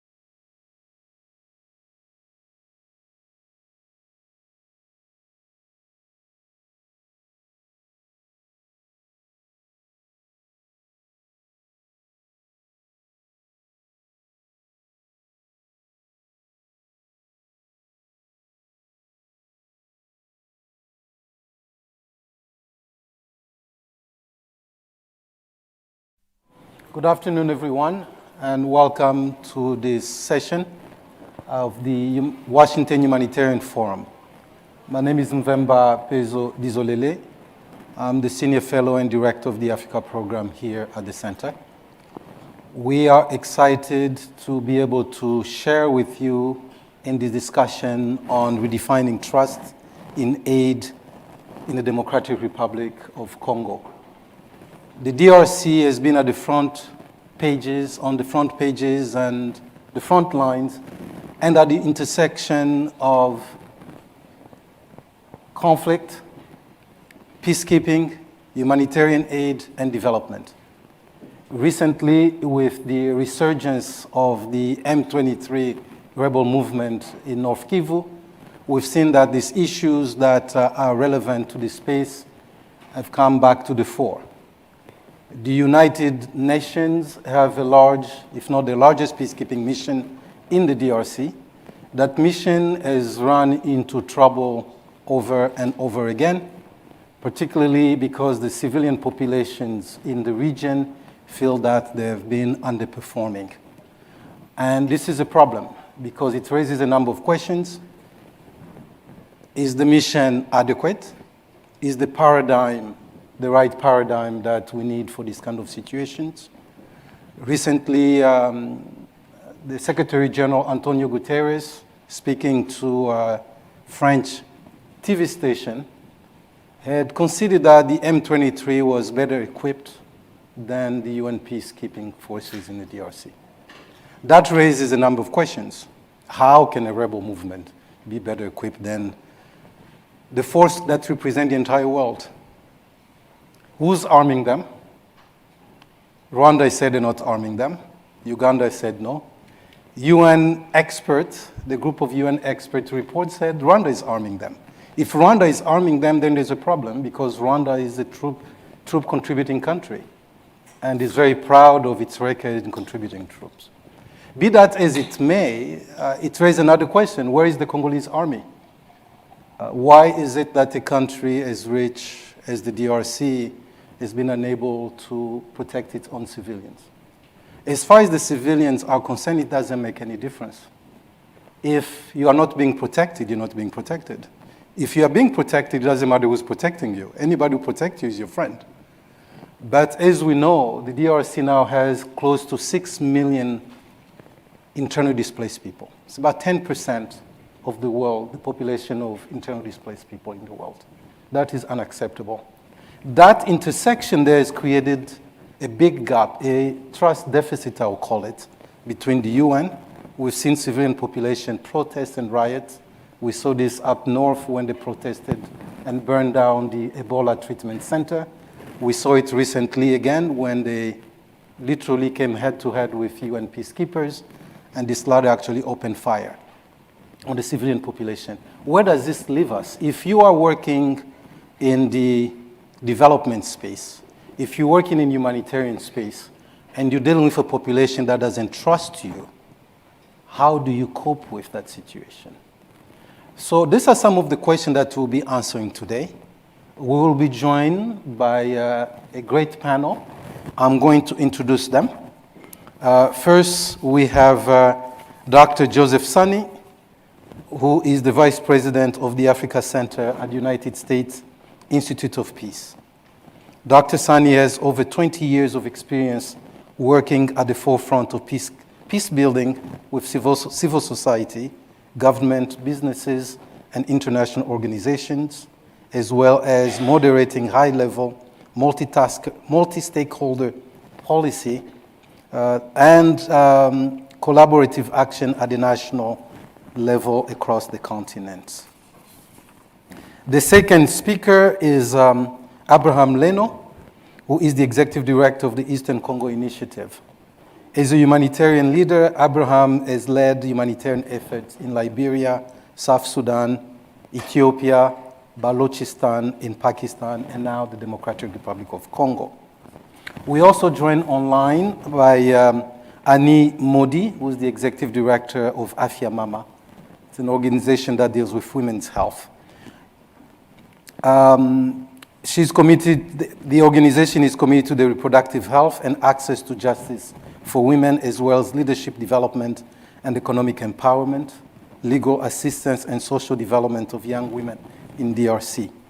And finally, Vianney Bissimwa. Vianney is also joining us online. He's the regional director of CIVIC, Sahel program. Prior to joining CIVIC, he served as country director in Mali and head of Goma and Kinshasa offices in the Democratic Republic of Congo with Search for Common Ground. You have their bios on your online and also on the document that you received. So without further ado, I'd like to welcome our panel, starting with Dr. Sani, then we go to you, Mr. Leno, and then Annie Modi, and then Vianney. Please. All right. Well, I can, yeah.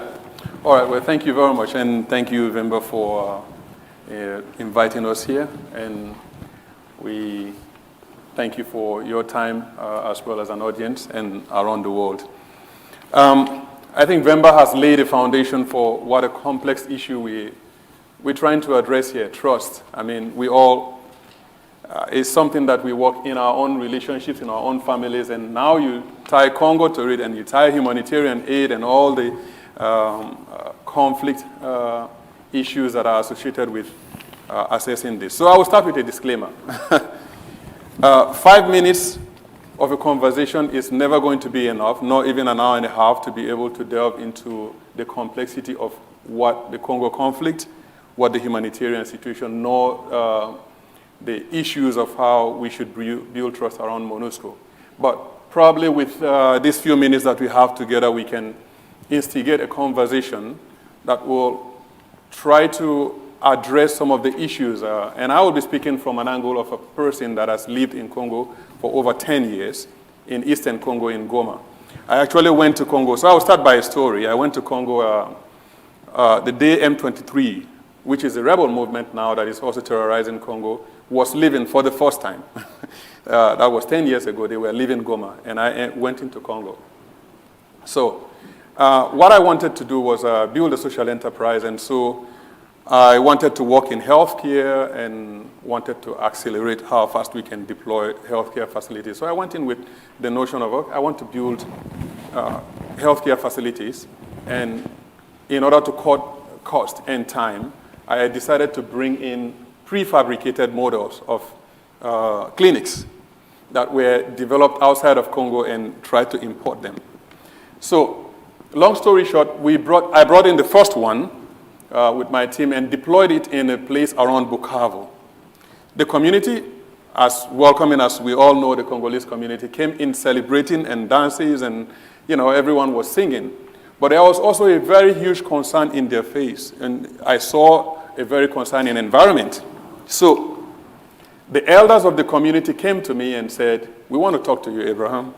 I said, "Okay, what's going on?" And they said, "When are you taking the container away?" Huh. Yes, I was as shocked as you are. And like, in the middle of a lunch, in the middle of a dance, why are you asking me when I'm taking the container away? So they said, "Well, we have seen these containers come and they go."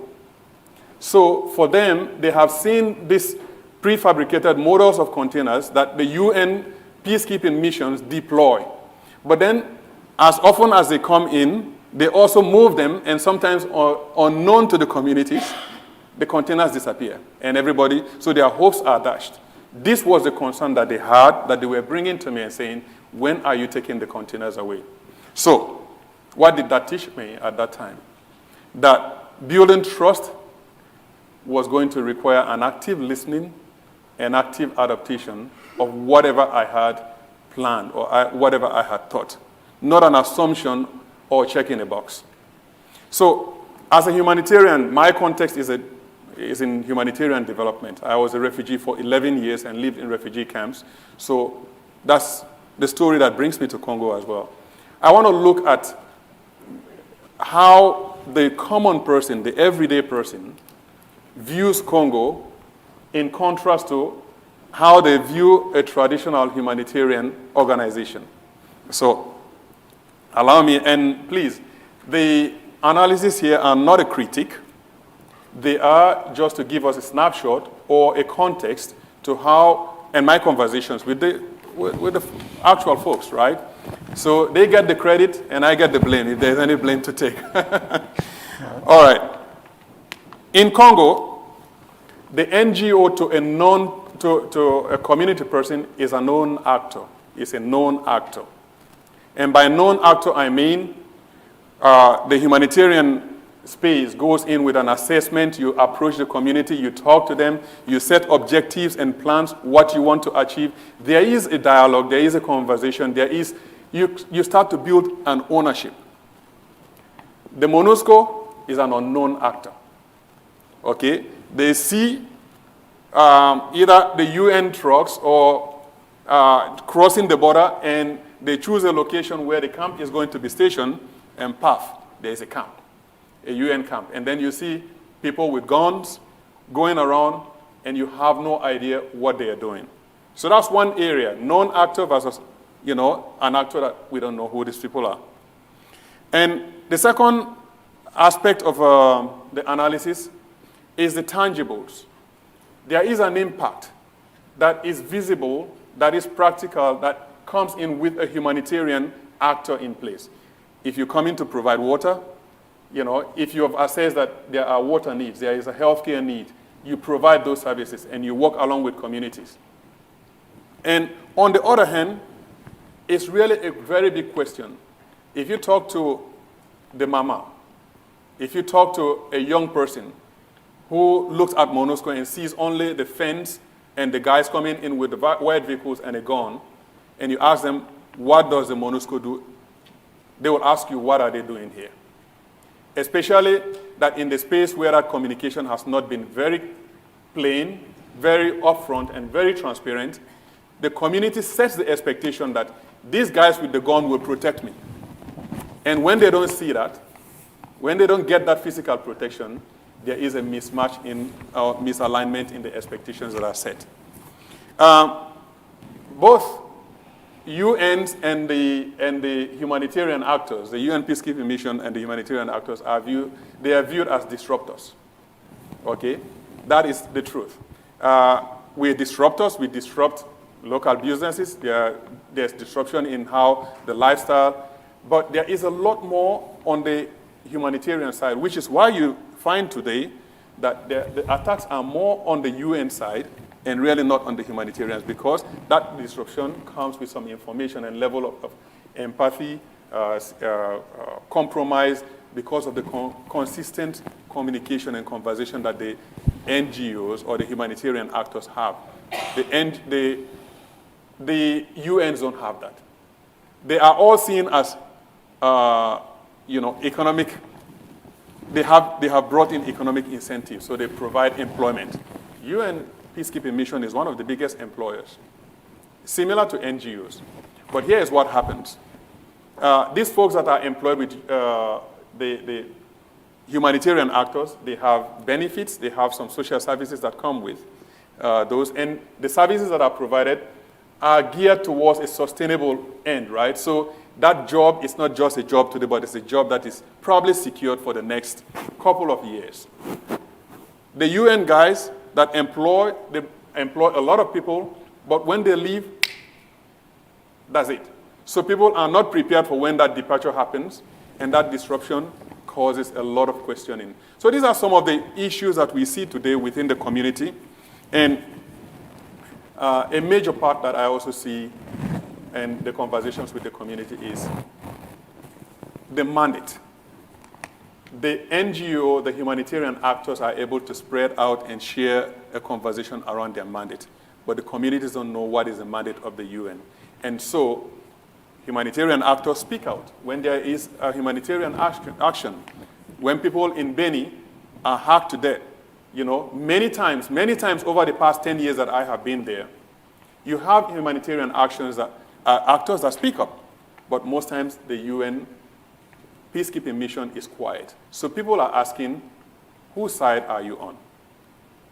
And that's a question, that's a voice that the Congolese people really want to have, They just want to talk. They want to know if they are owners in these conversations around their well-being, around their safety and their security, and or if they are not. So some of the riots that we're seeing is really, I'm not condoning any riot, but there is a question to be answered. And I think we are here to answer in a few those. minutes to try. All right. Okay, thank you very much, Abraham. Sani. Yes. Thank you, Wemba. Thank you for inviting us here and for having this conversation. This is timely and relevant given the situation on the ground. I will just pick up where you left, my friend. I think I will take one step back to say trust also comes from your performance and your engagement with people. Right? So what you have mentioned, there is a lack of communication, and then sometimes lack of performance, and sometimes MONUSCO is involved in some kind of abuses. But there is also a dimension of local ownership, right? So it's not just a local ownership of the solutions, that maybe MONUSCO is bringing some solutions that people cannot own or don't know what it is, but there's also the ownership of the problem.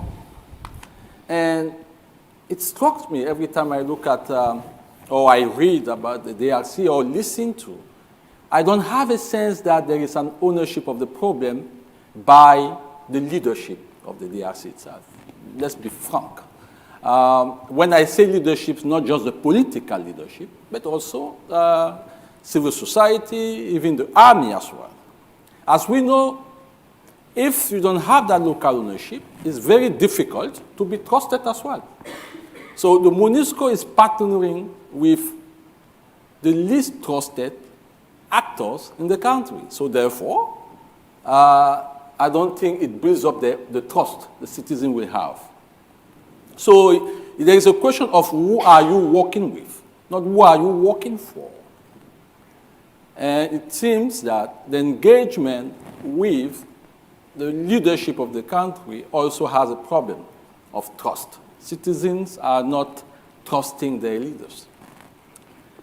So that aspect, combined to the performance of the MONUSCO, continue to increase that gap of trust between citizens and MONUSCO. So you have to deal with the performance, but also deal with the type of leadership and partnership that the MONUSCO is building, particularly the leadership of the country. The other aspect we may want to consider is I joined this field of peace building through one of our mentors, Hal Sanders. Some of you in the room may know him. He wrote a book on sustained dialogue. And he used to tell me, Sani, you know, leaders sign peace treaties, but only people make peace. And in the DRC, it seems to me that people, the citizens, have been excluded from the process of making peace. Many peace deals were signed. And as we speak, we have very comprehensive and detail-oriented mechanism for tracking peace. We have the oversight mechanism. We have the peace security cooperation framework for DRC. And we have the 18 benchmarks and the transition plan. Those plans are great on paper, but they don't reflect or do not recognize the importance of citizens in making them a reality. So we may sit in Kenya or Nairobi or in Kigali and discuss, and even in New York and shake hands as we have seen. But if people are not involved in making those plans a reality, if they are not involved in defining solutions, implementing solutions, I think we have a problem. It will not happen. And that will not build trust. And we know for a fact that the civil society in DRC, particularly in Eastern Congo, is very vibrant, very engaged. The humanitarian sector is quite engaged. But if we cannot leverage that engagement, leverage the social assets that they can bring to work towards resolving this conflict, it will be very difficult. We will be back here 10 years from now. But that also makes me wonder, I'm not the smartest guy in the room. So people know that. They know that we have to, people sign peace, leaders sign peace treaties, but people make peace. But why are we not making it? So when you look, and that brings me to look at the nature of the conflict in the DRC. And that goes back to your question. Are we in the right paradigm? Is MONUSCO the right instrument? Because the MONUSCO is part of the tradition of peacekeeping missions with particular template, etc. But the conflict in DRC has evolved. The incentive structure has changed. It seems to me that the wolf is in the barn. There is more incentive to prolong the conflict than there are to resolve the conflict. That's very grave, but it's a fact. Today, a member of the DRC military force, the DRC, makes more money being in the front line than his annual salary, sometimes 10 times. Right? Generals are making millions compared to their normal salary.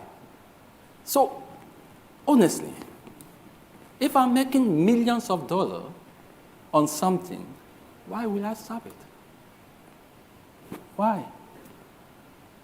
So there is a perversive incentive structure to prolong the conflict than to resolve it. And the third thing I would like to say, the other thing I would like to add in this conversation, because we can't, for me, I don't think we will find answer, but we have to raise the brutal questions facing us. I traveled to DRC, and the conflict, it's like we have multiple Congos. People in Kinshasa can spend their time having the Ndombolo, and they will say in the East, ils aiment la guerre. Ça, c'est la culture de la guerre. It's like we are talking, imagine a country where you have 5.3 million IDPs. IDP is a fancy word, by the way. It means 5.3 million people have left their homes, abandoned, because they are running away. 5.3 million people who were active, productive citizens now are beggars. 5.3 million people who were bosses, had their farms, are beggars. They don't produce anything anymore. 5.3 million people in a given country, but nobody gives a damn. It's like, ils aiment la guerre. They love war. It's a part of their culture. There is no national outreach, no national mobilization to say, this has to stop. Let's find a national conference. Let's do something so that we can contribute to it. So, but it boils down to the pervasive incentive structure of this war. So, yeah, we may talk trust, we may blame MONUSCO and everybody all day long, but there are real elephants in the room that we have to address if we need to start rebuilding the trust and hopefully resolve this conflict. I will stop that. I think I raised a couple of controversial points, but I think they are worth discussing frankly. All right. Thank you, Sunny. That's an understatement. It's also interesting because the DRC being that big, the DRC is the size of Western Europe. So we're talking a big country here. It's the only African country with 2 time zones. That's how big we're talking. So when we have this protracted conflict in the east of the country with a class of citizens making a lot of money out of it, at one point, it's either people rise up to ask the leaders to deliver, end of story, or at one point, or it becomes a problem for the citizen as well in other part of the country, because for a long time they've been told, we're not building much because the money is being invested for the war effort. So after 20 years, this war effort, if you're sitting in Mbandaka, you never see the war end, and you never see development. So at one point, it's asking too much of the citizens to continue thinking of the war because they've been told for 20 years that the reason we're not building here because we're investing in the war effort. So I think there's those dynamics that are also important. Not that people don't care in those spaces, but like we're tired of hearing about this war. What have we not done? I mean, if you have no hospital in Basankusu or in Loja, but yet you have a tremendous presence of NGOs in the East, to the point you often meet experts who say, I like the East better. That's another, we're all familiar with this. Do you want to be in Goma or do you want to be in Bandaka? It's like, no, I want to be in Goma. But then there's M23 in the mountains. It's like, there's all these dichotomies about the situation. We'll turn to our friend Annie Modi. Please join us with your remarks. Thank you. Welcome.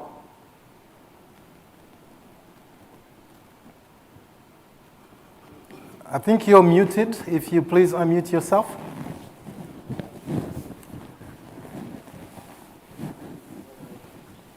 Can you hear me now? Yeah. Yes. Loud and clear. Great. Thank you very much. And I'm just returning from Goma yesterday. I spent 5 days in the internally displaced camps around Goma. I will tell you that this conversation is coming right at the right moment. The question around closing the gap and redefining trust in aid in DRC, I think is that big elephant. Thank you for mentioning that. I think it was Mr. Abraham. Sorry if I miscalled your name. The problem here, I agree with a lack of clear communication around the mission, the objectives that MONUSCO is set for themselves, and the people who sees MONUSCO and the expatriates going up and down. Secondly, there is a question of power relations. There is a very disproportionate power relation between people working in the MONUSCO and the community where they are working. Thirdly, there is a point on economic imbalance between MONUSCO and the community they are working at. And adding to points that was raised before, there is also a question around the sense of impunity, that the population have impunity on some of the MONUSCO staff or the MONUSCO blue element. That sense of impunity on the issues that they've been doing. As I speak for women, I work with women. We will all remember the scandal with who expert in the north, the great north, Beni, Butembo, and on that side. That sense of impunity slowly broke trust between the population and the peacekeeping mission at the start. To the point that now the population are starting to trust some politicians that do not probably deserve their trust, because they're starting to think that this is they are less problematic than the UN mission. And to add to this point, communication, power relations, economic implications. There is also something around not assessing the conflict sensitivity, the impact of this mission on the community itself. It's now like we have 3 stakeholders, the population on one side, the peacekeeping mission on the other side, and the government on the other side. And also one point that was raised as it's coming from youth and also some population is, we noticed that some anti-values, things to do around corruption, is coming also from some people working in the peacekeeping mission. The question for the population is why the mission is still here and we are not having peace yet. The sense of the population have is that the peacekeeping mission is actually a complex of what is happening to the DRC for the past almost 3 decades now. Thirdly, as I was discussing with a population from Goma and around Goma, the young people say we were born in this conflict and we have lost our relatives. We need the UN to acknowledge that what is happening in the DRC is a genocide at the same way that they have recognized a genocide in the neighboring country. Because if we come to look at it closely, in the term of the number of Congolese who have lost their lives since all this instability started in the region, it's very much higher than the number of the people that we killed in 1994. There is the population, we have a sense that the DRC has been abandoned by itself. And now we will not speak of the redefining trust in aid in the DRC without doing a comparison with Ukraine situation. When comparing, we clearly have a sense that the DRC conflict is not given enough solidarity from international community than conflicts elsewhere. Even when it comes to how international media present DRC issue, and when it's presenting other conflicts elsewhere issues, the difference is quite clear. So all this fact combined has really broke trust between the population and the UN peacekeeping mission. Like I heard before, in May, I was in Rutshuru, for instance. I saw women and young people in their coffee farms. They had their kettles, they were doing their business. And the same people, I found some of them in Kanyaruchinya, as I was there just until yesterday. All they want is peace. And the speech of the United Nations General Secretary came as a fuel that was being put on fire. Tension was already here, and we're trying to give right information on one side to the other, trying to advocate for the UN part to play their role to communicate more transparently, and to also work with local organizations and community inaccessible. It's taking into account the fact that you have a UN mission in Kasindi, for instance. What's the rate of literate people you will find amongst the population? So it's good writing up reports, but is this accessible to the population who are seeing MONUSCO go up and down? That's one thing. Secondly, that when it comes to transition plan, who were consulted amongst the community, amongst the population to give their opinion? If ever there were, their inputs, was it considered? No. And most of the population did not even know there were a transition plan already in being implemented, especially from the Kivus and Hituris. The people who might have heard about the transition plan, it's in the Tanganyika or Kasai because they saw some of the peacekeeping offices closed down. That lack of communication also benefits our own leaders who put all the blame on the peacekeeping mission because they did not fulfill the mission for the past 2 decades. But why are they not, as governments, also playing their role as they have to do? We all noticed one thing. It's a pattern now. A year before election, there is always tension that will come up between MONUSCO and government. And the government officials will put the blame on MONUSCO, who is not doing its job and must leave.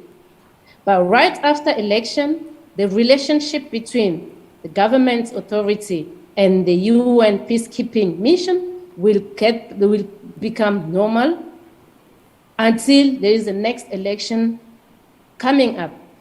2023 is an electoral year, and already this year we saw the speech of some of religious leaders, politicians, starting to put all the blame on the UN peacekeeping mission. So there is a complexity of facts that goes into the situation that broke down trust right now in the DRC, and that is actually has to be addressed separately, but in order to get to solutions and in order to rebuild that trust. Okay. One of the points that I will put out there is also setting up responsibility for each stakeholders. For as long as there is a kind of denial. Hello? We can hear you. We can hear you. Yeah. Okay, thank you. Because there is no one taking responsibility, whether it's on the UN peacekeeping mission or whether it's on the government side, there is no that ownership, taking ownership of responsibility of each stakeholders. So it's for each part is the fault of the other part who's not doing their job the way they should be doing it. But who are paying the heavy price of this? It's population. Women are being raped. Young children are out of schools. Or just 1 week or so, we have already 2,100 internal displaced people, and more are still coming out of Rutshuru. And we have young women who have been collectively raped and released from the occupied region to come to Goma. So this is a message that is being sent. This is the message that is being sent. But how many women participate in the processes of peace negotiation? We were just today telling all the member of the permanent member of the UN Security Council that are here in the DRC that there is no women participating in a peace process, and without women around the table, any agreement that comes out of there will not be sustainable. So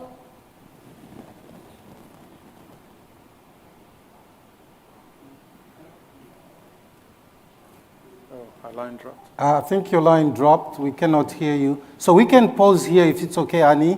You'll pick up when we have Q&A in the interest of time. Can you hear me?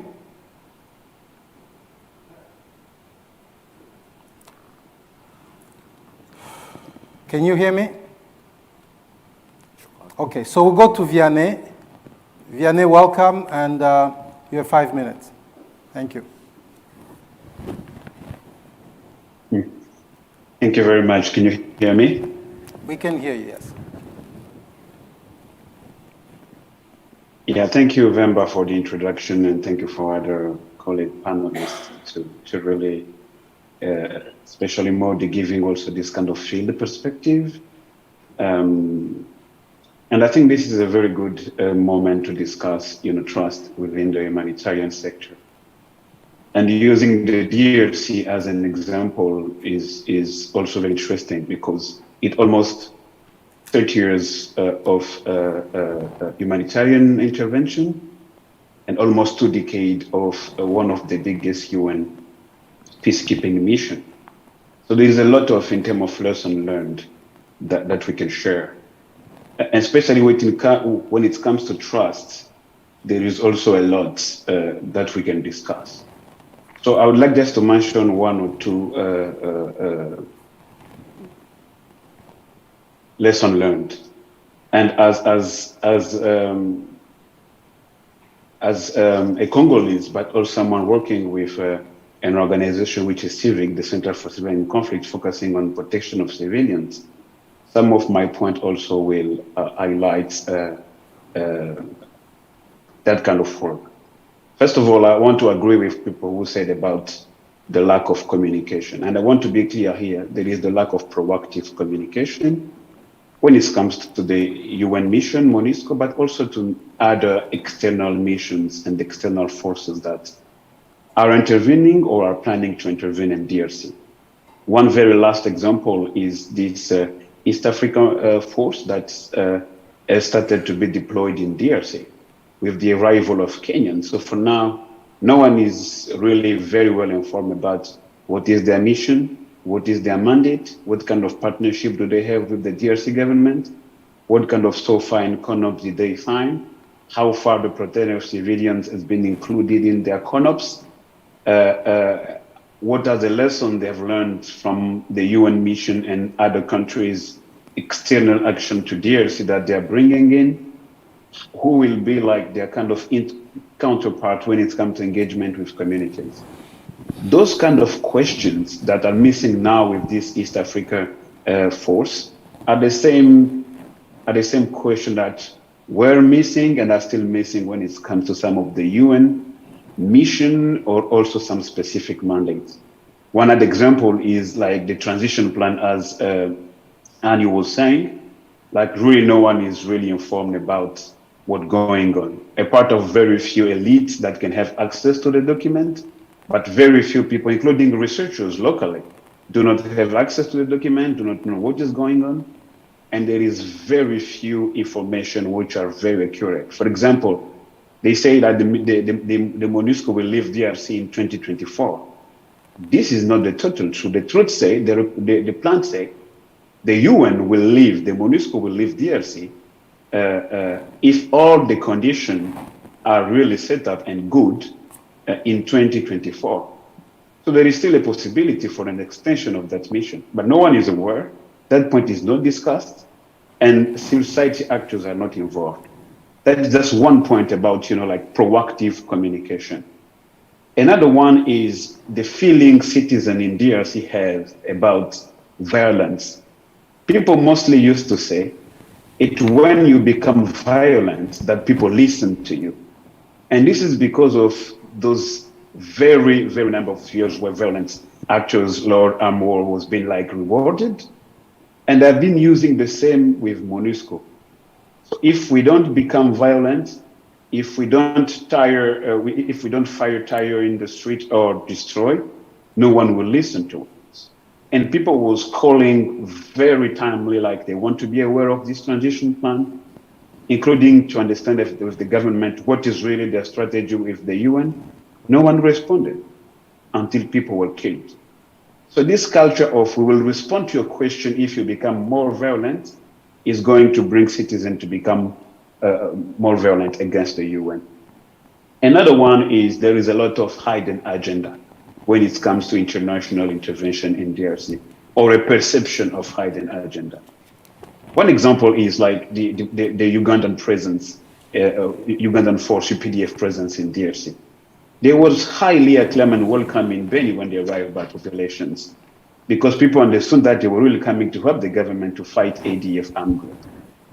But then people found out that, these same guys are perhaps supporting the M23, or perhaps one of the interests also was like to try to align the intervention around oil pipelines.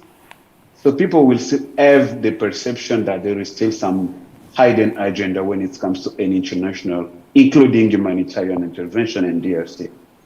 And if actors are not really playing a kind of integrity game, then they are killing all the humanitarian intervention in country. There is also the fact that people are tired of war and they want someone to jump in.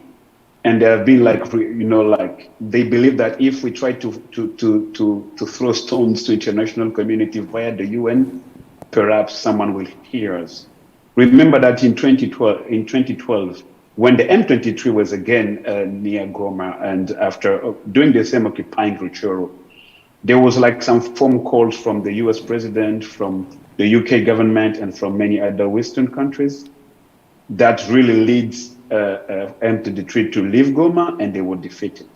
So this gives the people the idea that if international actors, Western countries intervene, then probably, especially the M23 and other armed groups, can be defeated.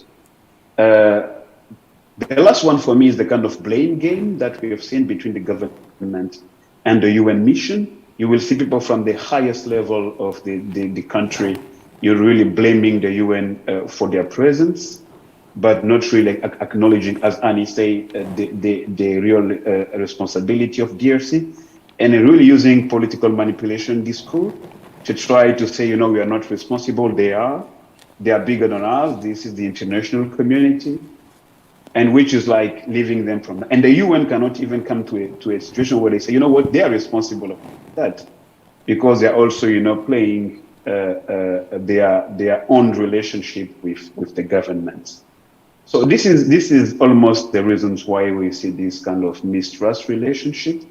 There are way forwards that we can discuss about what could be done to rebuild trust. One of them could be, for example, to support the community liaison assistant presence when it comes to the UN, those local actors that are going with troops in villages. They speak the local language, they understand. They should be more supported. There should be a lot of them accompanying troops. The UN mission should choose one or two clear mandates. For example, just protecting IDPs camp in Ituri and other places, than having a mandate full of everything, political, international community, regional intervention. This is too much. And it's going to really have them being lost in this complexity. The other one is what Annie Mondi said about the inclusion of the civil society organization in their diversity. There is a lot in DRC, including informal ones and informal leaders when it comes to understanding big decisions and changes within the UN mission. One example on how you can use a powerful tool as Radio Copy was what the UN was doing in the past, actually.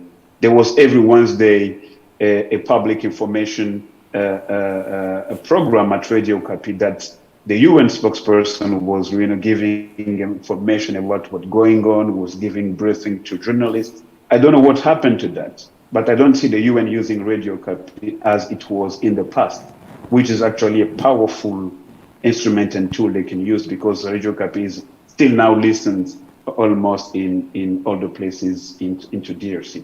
And communication should not be not only proactive, it should be like a kind of culture. There should be moments to discuss with the UN, and people should be aware of that. If I have an issue, there will be a moment, it will be that day and this moment, and I will raise my issue and I will find an answer. I will end up with one example. You remember that when there was the strike against the UN, the MONUSCO, people was killed, including UN peacekeepers, and also including civilians. The government of DRC and MONUSCO said, we will come back to you, we will do investigation and we will come back to you to let you know what is happening.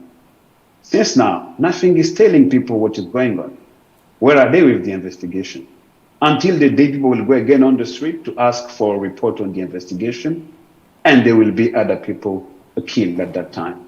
So these are kind of examples, I think, the UN, including the DRC government and other international partners, and the East Africa community, as it's deploying its force now to DRC, should really learn about rebuilding trust. Thank you. Okay, thank you very much. In the interest of time, I have one question for the panelists. I'll beg for you to answer that in 30 seconds each, and then we'll open the mic for our audience, because they've been waiting impatiently to engage with you. And the question is, it is hard to work anywhere without trust, let alone in conflict zones. What would it take to rebuild civilian population trust in the humanitarian aid system? What would you recommend? Each. Vianney already gave his solutions, so we're not going to go to Vianney. But we're going to go to Annie, we'll come to Abraham, and then we'll go to Sunny, and then we'll open it to our audience. So Annie, you heard the question? Your recommendation on what should be done to rebuild trust, and you have 30 seconds. Thank you.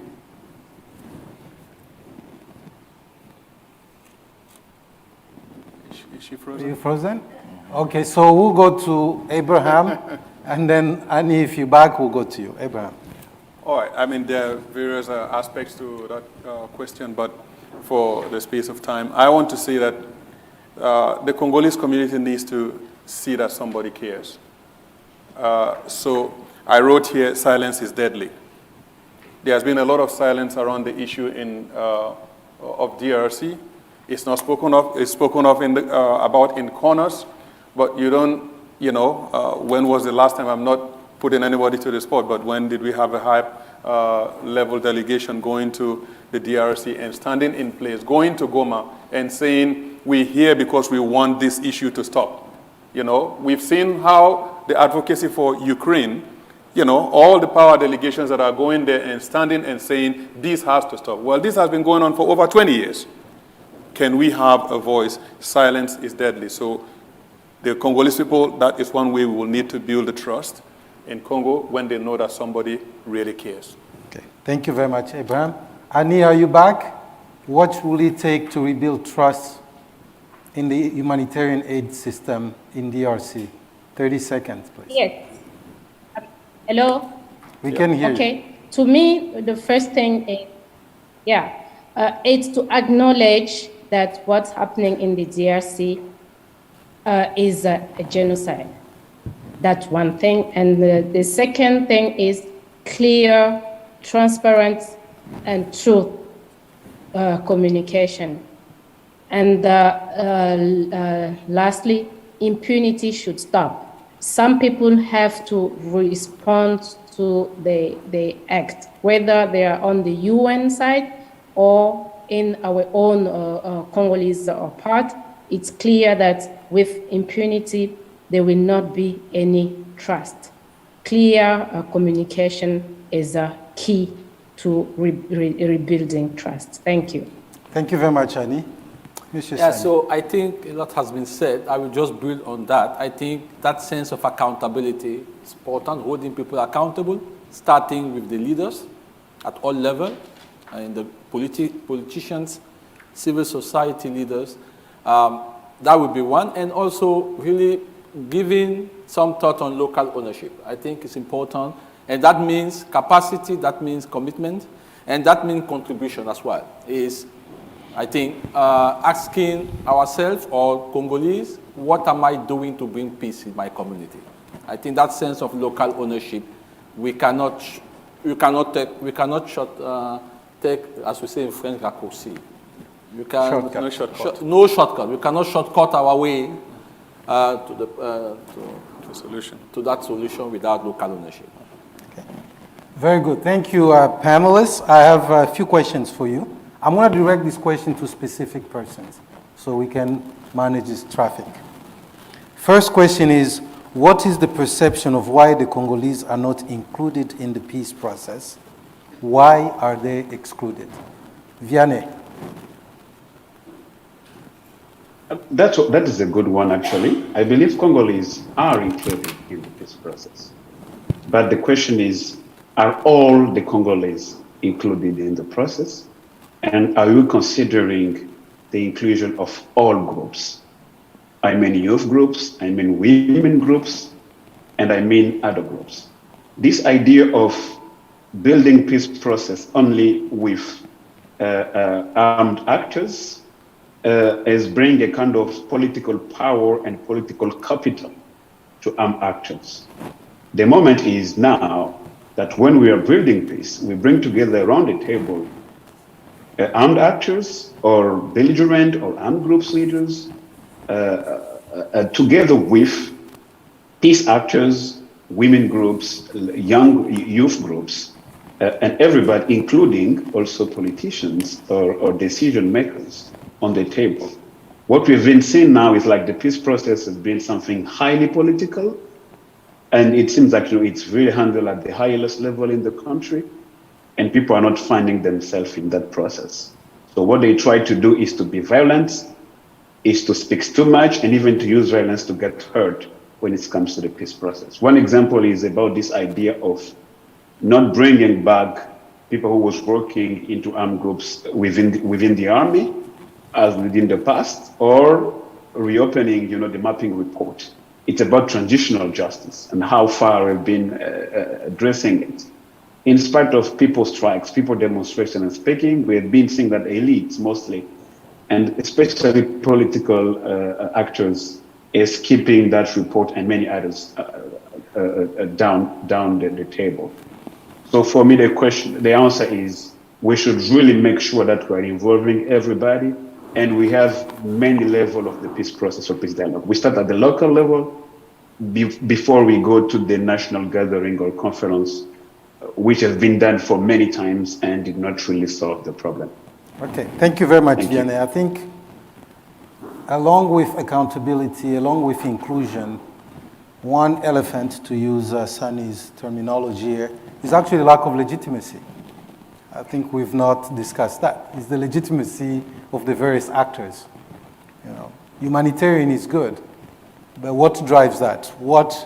I think Abraham talked about that trust. Why you bring this container here? Can you take your container away? Who gave you have you talked to us about what we need here, as opposed to just showing up with your goodies, so to speak, and assuming that we'll welcome you and we'll love it. And then you don't understand why we don't like it. The UN is the same. I mean, the UN was deployed within a certain context, the Lusaka Accord, and so on. The DRC has moved far away from those things, but we're still using the same model almost 20 years later. The leadership in Kinshasa is full of people who don't have legitimacy whatsoever. But yet, these are the ones who sit at the conference in Nairobi and other places. We'll take a question from the audience.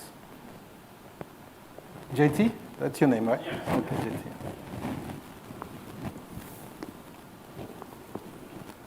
Thank you. My name is JT Stanley, and I just came back this year from working with local Congolese NGO in Goma.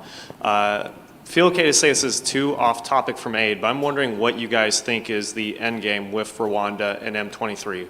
Will it take Goma? What do you think the probability is of that? And will it be different from 2013, where could they hold on to it indefinitely? Okay. So your question is addressed to the HQ of the M23? Is that? To your guys' speculation. Okay, sorry. Did anybody want to answer that question? No, you are just coming from Goma. I can answer that. You see how difficult your question is? We understand your question. I don't know if any of us here is actually qualified to answer that question, to be fair to people. I think that to be more in the speculation space. But I'm sure M23 is not playing to withdraw, if you were to ask me. I think they're going to try to push this as far and as long as they can. Yeah. Whether that means taking over Goma or something else, but they're not going to retract anytime soon. And if I will add to that, not as a military strategist, but just to say, when you have fighting opposing parties like this, people are always looking for relevance. For me, some of the things that I'm seeing, elections are coming, and they want to be seen as, we're a force to contend with. We had the Pope that planned an event. He was supposed to arrive in DRC. I was very hopeful. I was really happy. On all the vehicles, you see stickers of the Pope. It was such a joyous moment awaiting the Pope to arrive. And suddenly we have this rising tension and M23 trying to show that they have a muscle. Now, that visit was canceled, but it's really trying to show a relevance. I don't know if, I don't see M23 going to all the way Kinshasa and taking power. I don't see that happening in any space, short space, but they will try to push an agenda so that they stay recognized within the political space. That's what I would say. I think it's also important to understand that Kenya's entry into that space is frustrating a lot of the dynamics in Kigali and in Kampala. Kenya is a very credible actor. They have economic power. They have diplomatic clout. They're not a marauding country. In other words, they're not in the DRC just to extract in the way Uganda and Rwanda have done. So the infusion of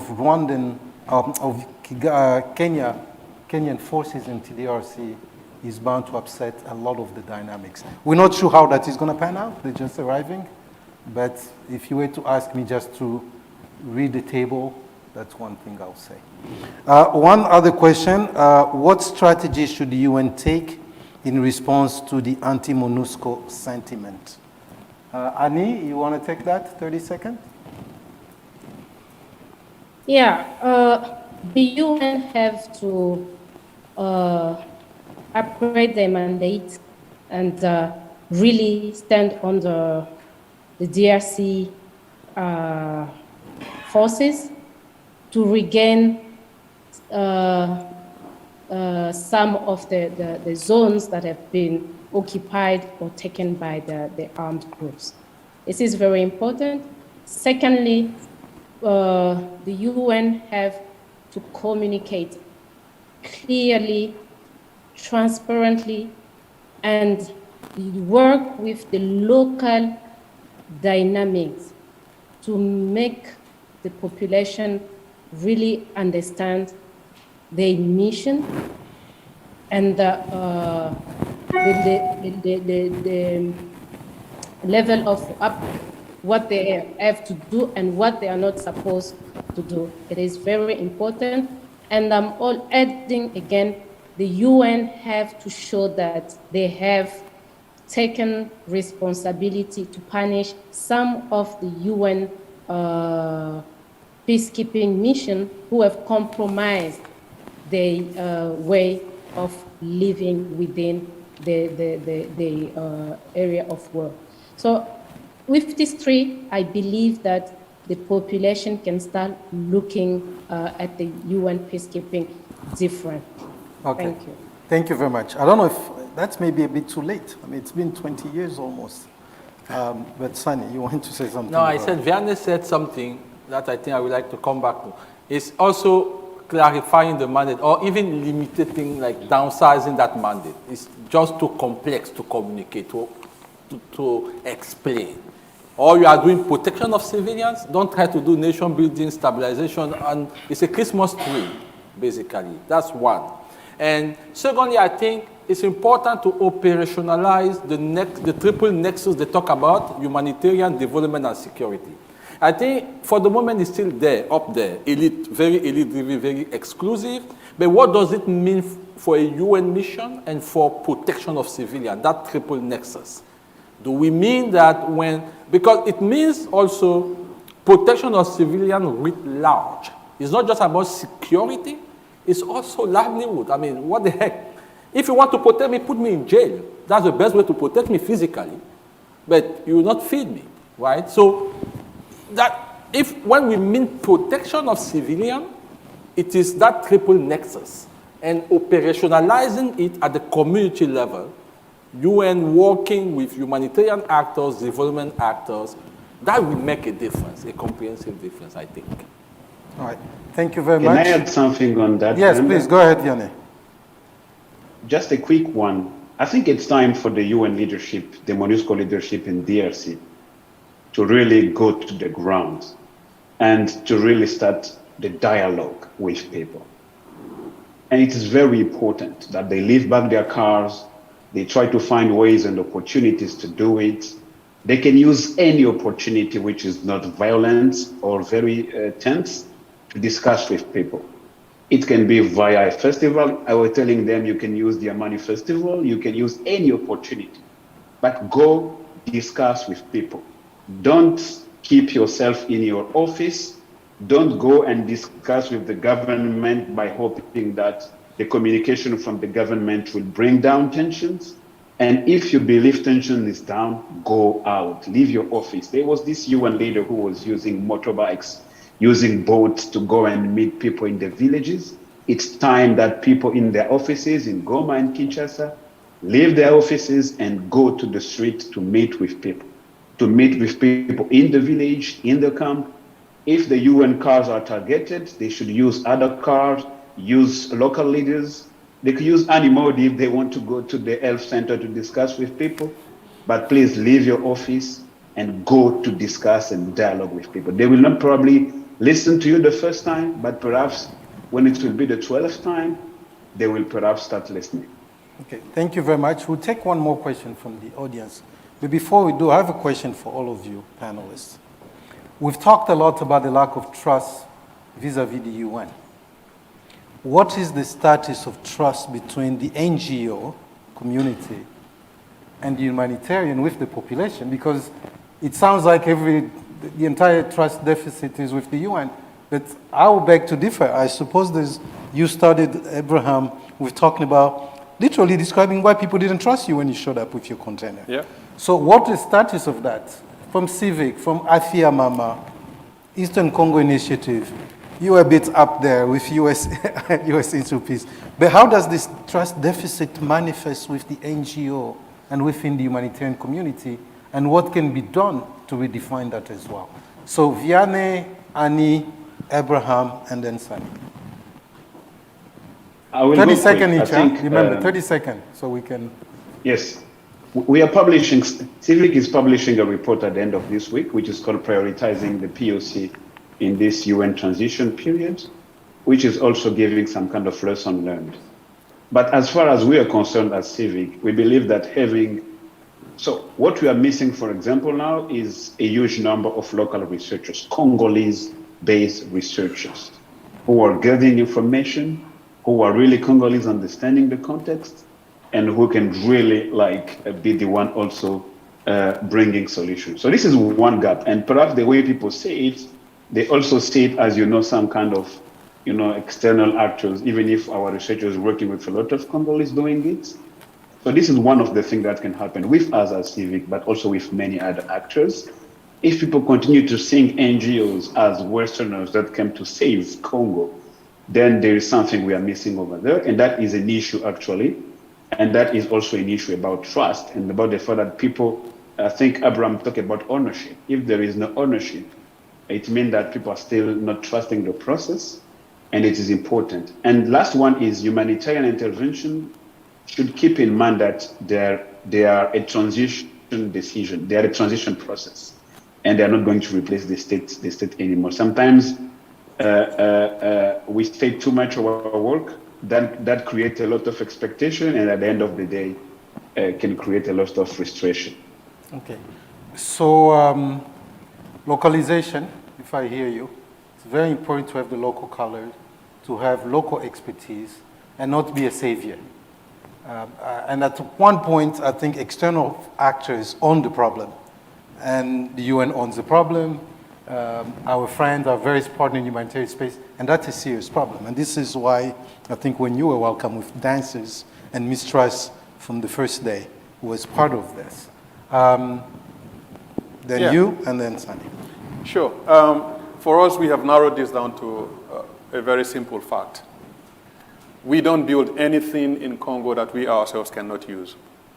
So I'm proud to say anybody who goes to Congo, the clinics that we have built there, I use them, my kids use them, my staff, and you will use them. You will drink the water that we put in place. So, there's been so much us versus them in the NGO sector, which actually plagued and also caused the issue of mistrust. So we build because we're going to leave, and we do mediocre stuff, right? Because at the end of the day, is serving the donor. I have checked the box, and I have built what I want to build for the donor, and I write a report and go home. No. So for us, is that exceptional quality, and it is by stating that I would never build something in Congo that I cannot use myself. Okay. Thank you very much. Yeah, I will just add, I think for me, I'm reminded of one say, I think in South Africa, where you want to build trust, work with people, you go to the people, start with what they know, build on what they have, and together you make the journey. I think for me, that will be the paradigm. And if people don't follow that paradigm, that's where you have that situation.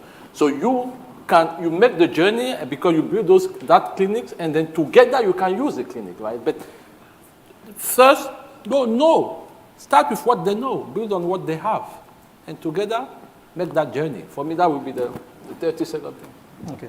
So there's a lot of material here, a lot of questions. Can I jump in here? 30 seconds, we only have 1 minute to go. Go ahead. Okay. Okay. I just want to really pull attention on one factor. When it comes to NGO, for instance, there is also this division between the international NGOs that get access to resources from donors, and you have national NGOs that have that knowledge of the context, that are with the people who do not get to access resources in order to implement the strategies. So this division also has contributed in the lack of trust. So it's about time, like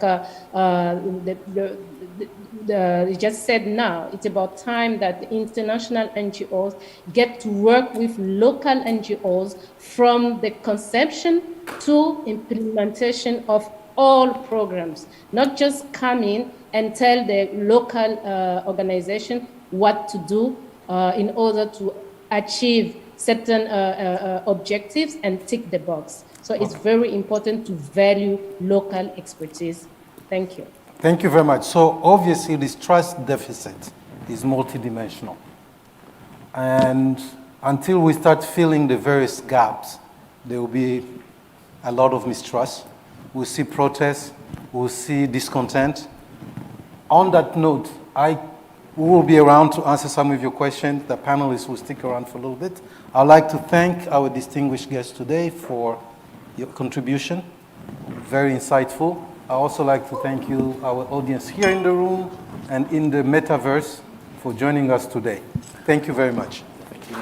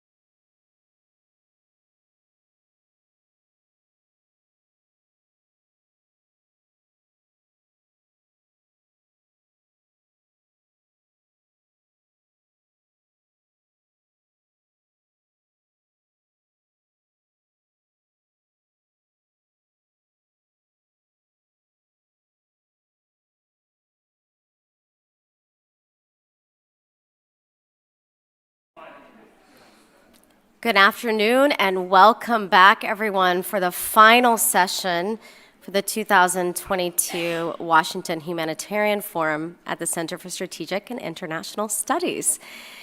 We have had over 2,000 participants online watching today. So while it's wonderful to have also this great group here, know that there are thousands of others participating online, which is wonderful. For those here in person, just a reminder that we have a reception afterwards for 30 minutes just behind you, so we hope you'll stay for that. So now for the closing session, I guess I should reintroduce myself since we have a lot of new people joining, but my name's Kimberly Flowers. I am a senior associate with the CSIS Global Food Security Program and the Humanitarian Agenda Program. Formerly, I was the founding director of both of those programs, including helping launch this Humanitarian Forum 3 years ago, and I'm so grateful to be back. So for our last session, it is going to be guided and moderated by Hadil Ali. Hadil is the director of the Diversity and Leadership in International Affairs project here at CSIS. It's a project that really, she leads, to lend her voice, but also it demonstrates how CSIS is working to do things differently. And she'll be leading the conversation today with Abby Maxwell. Hadil, over to you.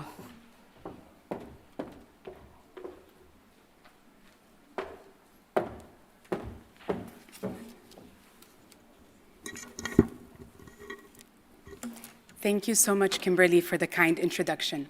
Good afternoon, all. Thank you for joining us in person or virtually. Today's conference has explored evolving challenges within the humanitarian system with a focus on closing the gap and assessing the field's ability to respond to complex global needs.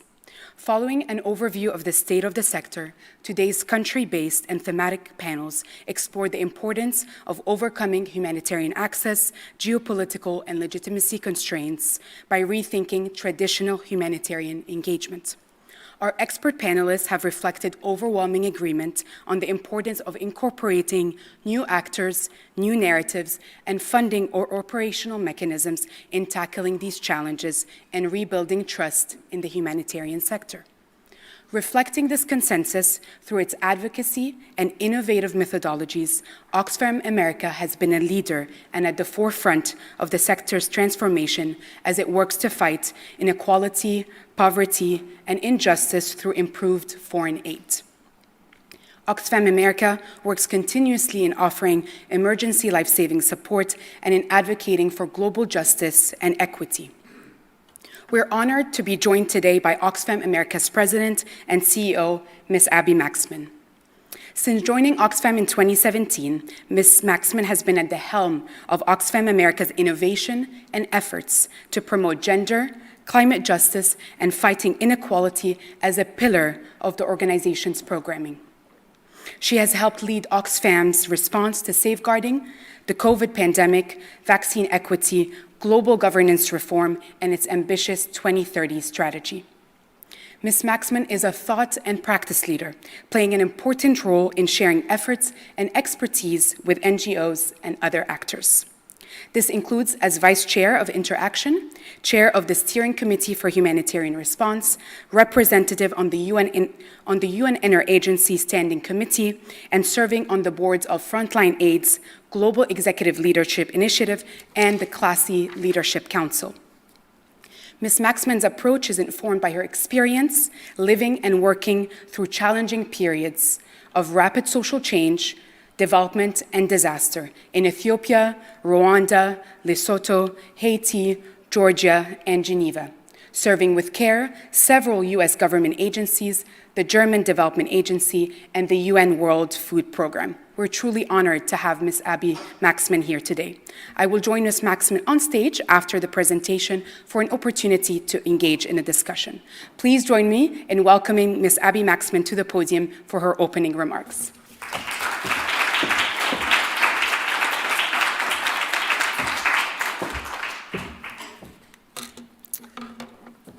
Thank you so much, Hadil.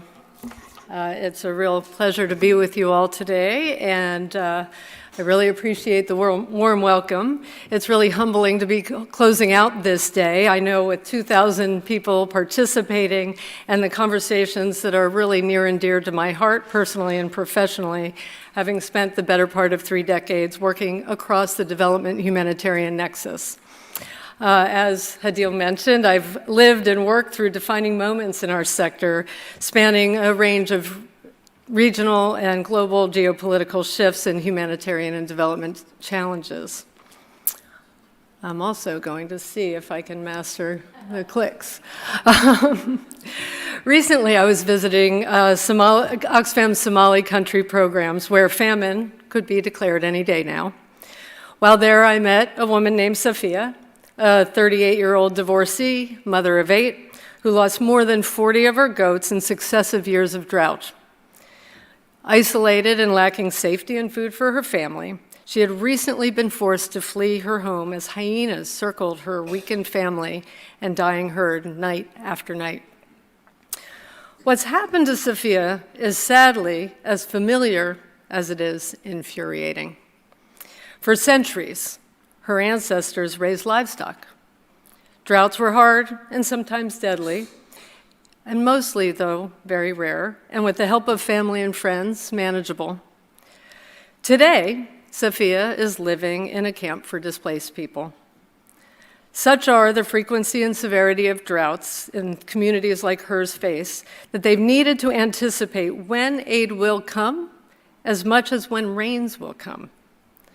Pastoralists in East Africa, like so many communities subjected to regular climate shocks, cannot live as their ancestors once did because of a climate crisis that they did nothing to cause. Worse, we're watching this year's food crisis across East Africa roll into famine in slow motion, even though we sounded the alarms when it was early enough to prevent it, and we have the know-how to stop it. Communities are coming together to help one another, while the most wealthy and powerful in the world show little inclination or political will to stop it and act decisively. It is time for bold reform in the sector and beyond.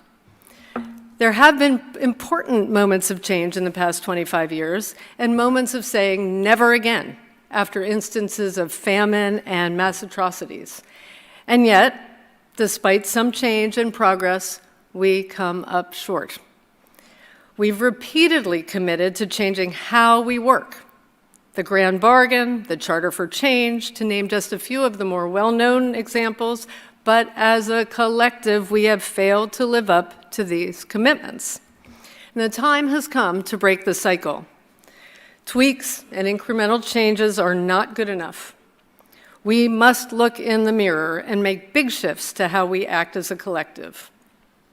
While we've embraced the nexus approach in the sector, there is much work to do to actualize it in practice.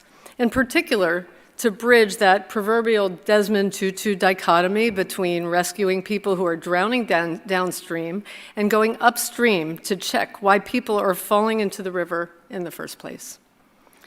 We all play different roles in confronting power holders and addressing root causes. And at this time, when we're witnessing the failings of the system we have worked to strengthen over time, I want to challenge us all to envision how we undertake a radical evolution of our ecosystem. So what are concrete ways we can begin to make these radical changes? When I reflect on the past 30 years of my career, I see 4 critical areas that require our immediate and collective commitment. Access and protection. Leadership that centers local decision-making and action. Substantially greater focus on the impacts of climate change. And systemic shifts in how financing works. First off, access and protection. Or, in lay terms, how we ensure people aren't getting cut off from what they need to survive. In conflicts today, we're seeing blanket restrictions on imports, cutoffs of services, bureaucratic regimes designed to hinder the movement of people and commodities, sexual and gender-based violence as a weapon of war, and violence directed at humanitarian workers.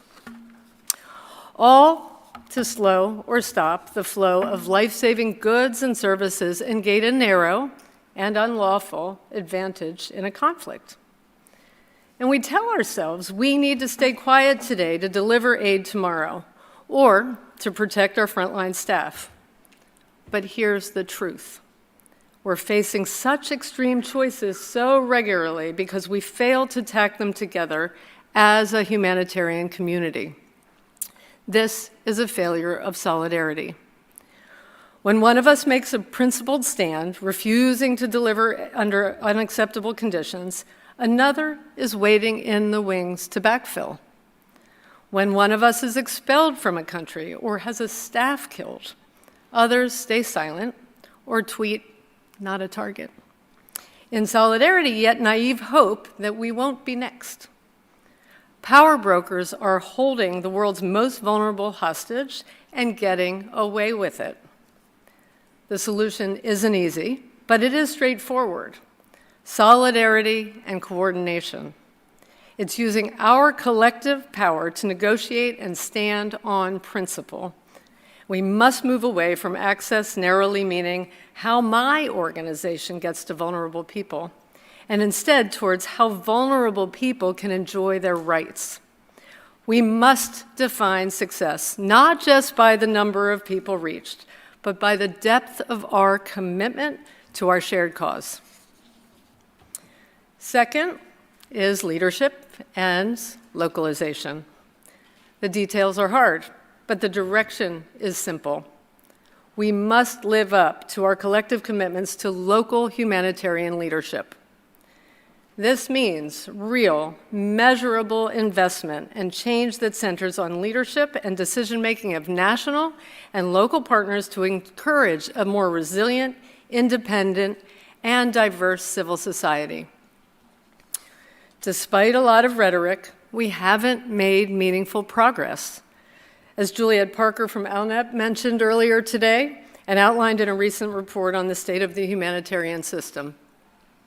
Examples of this are how, during the height of COVID-19 restrictions, we witnessed local and national NGOs delivering aid. But this did not result in a permanent rebalancing of power.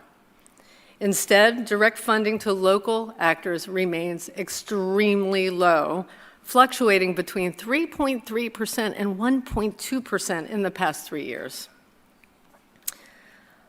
A meaningful power shift means channeling more direct funding to, standing in solidarity with, and enabling local leadership wherever and whenever possible.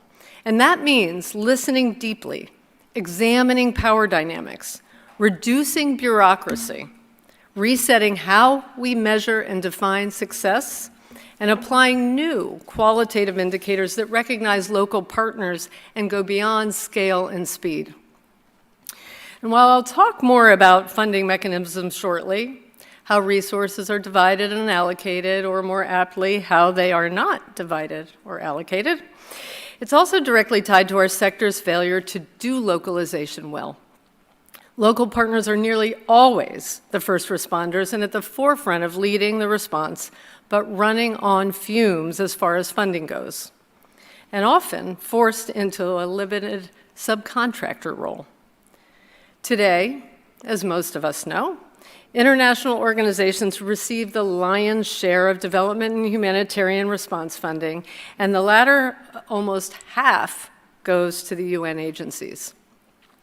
These issues are systemic, historic, and I've witnessed when they are driven by ego more than the dignity of people at the center of crisis. Earlier in my career, when I was a country director and simultaneously nursing my twins, I learned over time that some of the most important decision-making venues were in informal humanitarian beers nights, where mostly men from northern-based wealthy countries struck deals that influenced how many millions would be channeled to partners via international organizations. In such cases, local partners were informed after the fact about which NGO's bid they might be on. This was never a way that decision-making about partnerships and resource allocation should be made, all the more when people's lives and dignity are on the line. And while we as a sector have made progress around diversity, equity, and inclusion, we know that funding mechanisms that incentivize these behaviors and the old school practices around them still exist. Third, and only increasing by severity each day, the humanitarian and development sectors need to better grapple with the effects of climate change. In my lifetime, extreme weather events, such as droughts and cyclones and floods, have increased fivefold, becoming not only more frequent, but often more destructive. We know the climate crisis is creating a real and present challenge to the humanitarian system. Oxfam research estimates that over the past 5 years, UN humanitarian appeals linked to extreme weather were only 54% funded on average, resulting in an estimated funding shortfall of up to $33 billion. And it will only get worse, as the IRC estimates that by 2030, humanitarian funding requirements for climate-related disasters could grow to $20 billion per year. We cannot wait until 2030. The humanitarian system needs to deal with this now. These crises are not unexpected events, but rather an inherent part of national realities. And we need mechanisms to ensure that the most at-risk people in countries are equipped with the finance and institutional support they need to better anticipate, prepare for, and recover from disasters caused by climate. Which leads me to the final urgent area of change I want to discuss today: fundamental shifts in how financing works. Right now, at COP27 in Sharm el-Sheikh, Oxfam and climate negotiators have put loss and damage on the official agenda for the first time. And we must keep the pressure on the US government to step up with finance and institutional support for loss and damage. This is a major climate justice issue. The funding mechanisms we have in place today are outdated, and for far too long, there has been a size and growth obsession in this work. At times, bigger budgets and mega grants that valued the lowest cost per beneficiary were viewed as evidence of impact, undervaluing qualitative measures on partnership and sustainable approaches beyond counts of people reached and lives saved. Or perhaps it's because there is an unwillingness to fund predicted crises before they wreak havoc, which ultimately contributes to crises economies that benefit the wealthy and further exacerbate global inequality. Anticipatory and preparedness funding improves the speed and effectiveness of responses, but these mechanisms are only a small proportion of overall humanitarian assistance. Human suffering and loss of dignity can be mitigated if donors, development agencies, national governments, and the private sector respond in a timely way to risk warnings rather than wait for crises to spiral out of control. Even in cases where we've shifted approaches to focus on proactive response, the inability to shift financing practices have undermined growth. It is time for real change. We need a new global financial architecture, and we need to get creative. Imagine donors who already know that preventing disasters saves both lives and resources, following that logic and providing no strings attached funding that can be used to nip escalating crises in the bud. Imagine more funds being provided by a climate damages tax on the extraction of oil, gas, and coal. And imagine an agreement, following Denmark's lead, to properly compensate countries who are suffering the greatest loss and damage as a result of the climate crisis. So how do we get to these big issues, these big 4 areas of change? We are at an inflection point. but also a pivotal moment of opportunity. There's still time for us to create real and lasting systems change in the humanitarian ecosystem. And I am inspired by all of you in this room and everyone online who are working every day to create real and meaningful change. A recent example of this work is the launch of the Pledge for Change last month.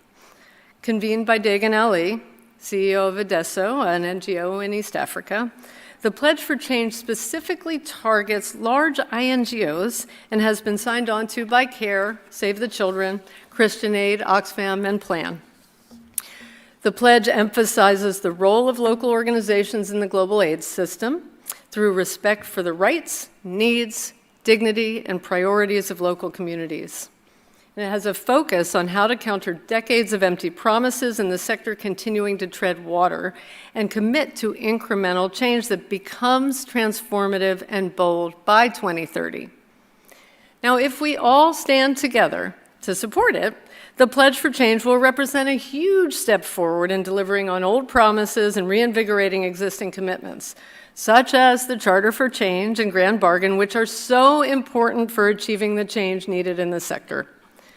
We have a responsibility to assure this is not just another set of empty words, and thus we need solidarity, collaboration, and system-wide accountability for change. The challenges before us are deep and complex, but looking at everybody here who's spent their whole day together, the 2,000 of you, I remain defiantly hopeful about the possibility for real change. We have seen reform, instituted shifts in humanitarian leadership, coordination, and accountability. We've put in place early warning mechanisms that enable anticipatory action. We've prioritized preventing sexual exploitation and abuse and harassment, and have made bold commitments to decolonize our sector and deliver on longstanding promises to fund and center local leadership. Every one of us in this room has the power to radically reshape the future of humanitarianism. Talk to your donors. Help each other understand that a different system can be a better system, and that donors have enormous power, and we need them to participate in a different way now. Talk to your staff. Challenge them to think of new ways to transfer power and leadership to local actors and partners, and to bring creative solutions to the current balance of power. Hire and integrate climate and gender experts into your humanitarian team. Talk to your leadership. Get them to sign your organization onto and recommit energy to the Pledge for Change, Charter for Change, and Grand Bargain. And talk to your local partners about the role they want to be playing within the humanitarian system and what do they need to achieve it. These are just a few tangible actions we can and must do starting today. Sophia and her children do not have time for us to add burdens to local leadership, navigate perverse incentives and fight over money, or simply build up the courage to act. But together, we can imagine a future that breaks the cycle of pleading for resources that are too little and come too late. And with the right cooperation, urgency, and creativity, we can radically overhaul the way the world responds to humanitarian crises. Thank you, and let's turn to our discussion.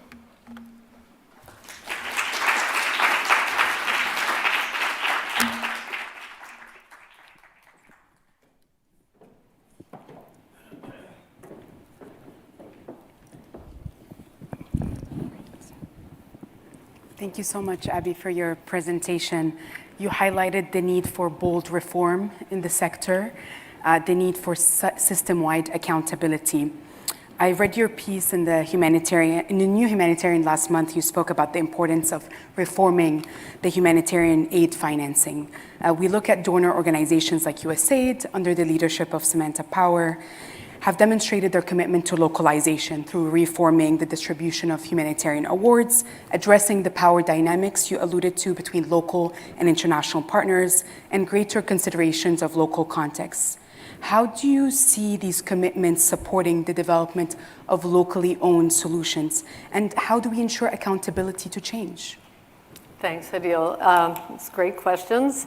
And I have to say, the Administrator Powers' commitments are part of that accountability. Stating measurable commitments, and that enables all of us to measure, because we all know what you measure is what will get counted and examined. And certainly USAID, amongst all, has such enormous influence in the sector and can influence other donors in the community to live up to those actions. And we as a community also can be part of that. We can set our own targets and also do the influencing to make sure we're holding them accountable and they're holding us accountable, because the funding flow to partners is such an easy, measurable indicator. And as I said earlier, it's shamefully low after all these years of trying. And we know that it's possible. So USAID's reforms, starting to implement them, breathe life into them, make sure we're being held accountable and we're helping our local partners access those resources and deliver, and helping USAID also in that effort. Absolutely. You talked in your presentation about the need to decolonize the sector. When we think about global poverty and global inequities, those are symptoms of centuries of colonization and marginalization of underserved and under-resourced groups. There have been a lot of efforts to acknowledge this, and also many conversations about power. When we talk about the link between localization movement and the diversity, equity, and inclusion one, in my perspective, what is at the core here is power. Who holds power structures? How do we move from amplifying to centering local actors and local voices? But what's still persisting is challenges with overcoming those deep-rooted systemic donor and programmatic issues.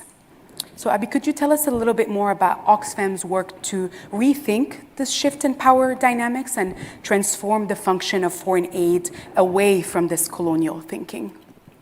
Yeah, thanks, Adil. Well, Oxfam's been on a journey, our own reckoning, our own learnings, and we have a commitment that we've been working on of how do we rebalance. We look internally and externally. So on the internal side, we're a global confederation, a global network, and we look at where both not just resources, but decision-making resides, global north, global south.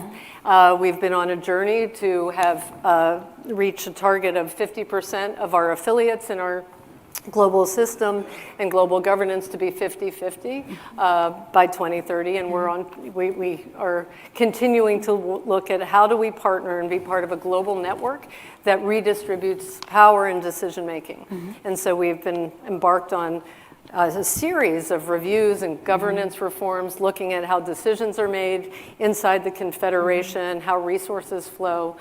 We have a lot of ambitious targets. We struggle to meet them in part of the ecosystem that we're all in. But that is also central to part of our internal journey. We do a number of other things when we're looking at power and decision-making and financial flow, and certainly setting targets and being honest when we're not meeting them and looking at how do we change, where are the levers for change.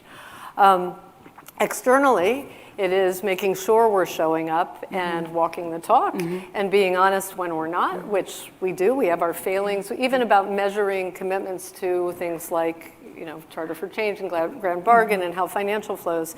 In some contexts, we're doing really, really well. We're 80 or 90% in the Philippines, for example, of resources going to and through local partners. In the Ukraine response, we've taken a partner-led approach, which has been very difficult against some of those traditional measures that we've talked about. But there's other contexts where we really struggle, and we're not doing what we feel we need to do in terms of financial flow, and I hear it directly from our partners, and we make an effort to make sure we're sitting and listening to the uncomfortable feedback that partners can provide us so that it helps us in holding ourselves accountable to do better. Absolutely. And I love how you use the term journey. Right, there's a lot of wins that are happening, but there's also a lot of more work to be done. And kudos to Oxfam for being a thought leader in this journey and setting that tone for the rest of the sector as well. I wonder what are some of the challenges or obstacles that might stand in the way of this movement that we're seeing? Well, one, I talked a bit about systems, and we're all working in an ecosystem that can sometimes feel like it's beyond any one of our control to really change because of how finances flow, how donors work, how the system works, and what we measure and value in terms of quantitative outcomes and speed and scale and other things like that. So I think there are some things in the system that if together we came together, we could make fundamental changes. These systems aren't, a random act. They're man-made as well. They're human-made, and we can together work to influence changes. And I think that is sometimes how do we make sure that we can maintain our commitments, while we're transforming, how can we deliver impact with partners and in a partner-led way? But it is a journey, and it's a phrase I overuse, I have to admit. But it really is to honor how far we've come, but how far we really have to go. Absolutely, and that's similar terminology we're using here, CSIS, with our diversity, equity, and inclusion, also work within the national security space. Abby, you talked about the Pledge for Change. I wanted to ask you a little bit more about that. Could you share a little bit more with our audience some of the commitments Oxfam has made and the unique contributions it's wanting to make to this campaign? Well, we're trying to do it collectively, but first of all, getting a sense of the baseline of where we are in some of the pledges around equal partnerships, around kind of ethical, kind of how we do our imaging, and certainly how we use spaces like this and platforms we have to influence the sector. So the latter, this is amongst the many efforts we're trying to do to talk about it, socialize it, connect.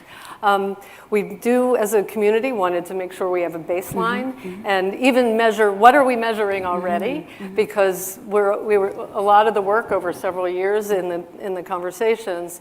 We're not necessarily measuring against the same metrics. So the first year is about the commitment to having baselines and then starting to show those. Where are we? And then, of course, it's much easier to be more assertive and aggressive in making change and making progress.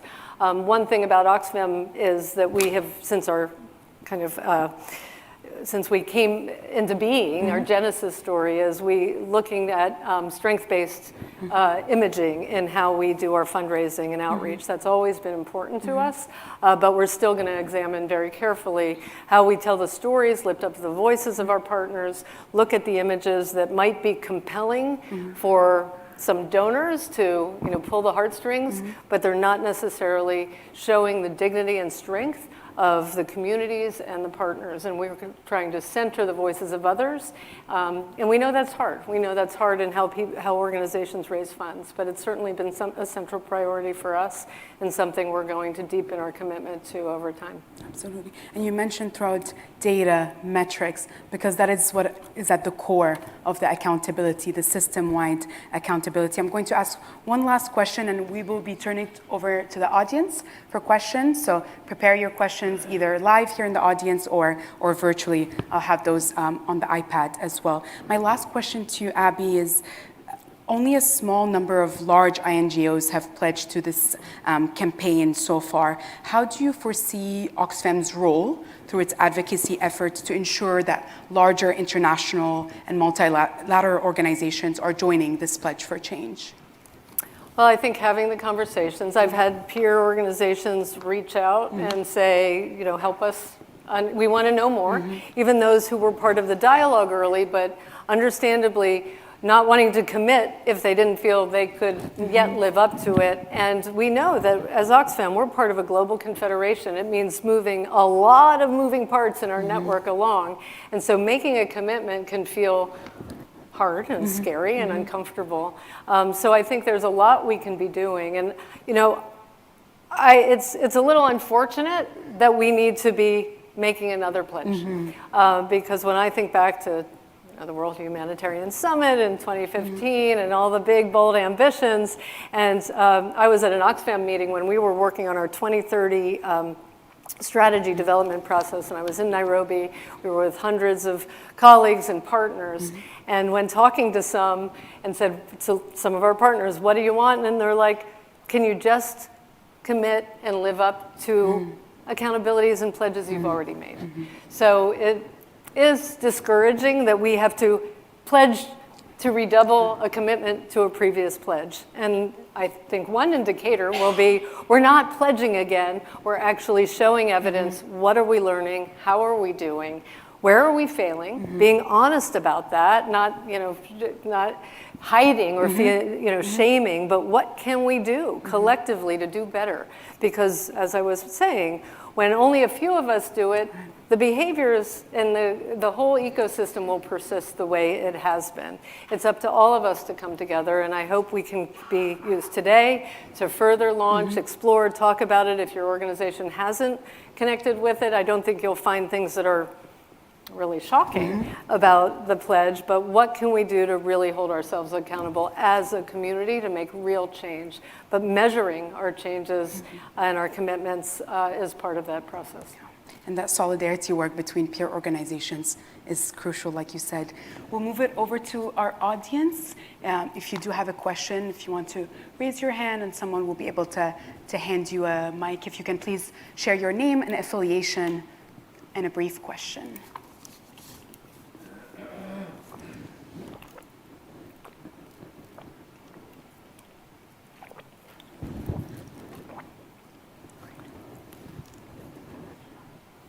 Okay, hi, my name is Abraham Leno, and I'm with Eastern Congo Initiative.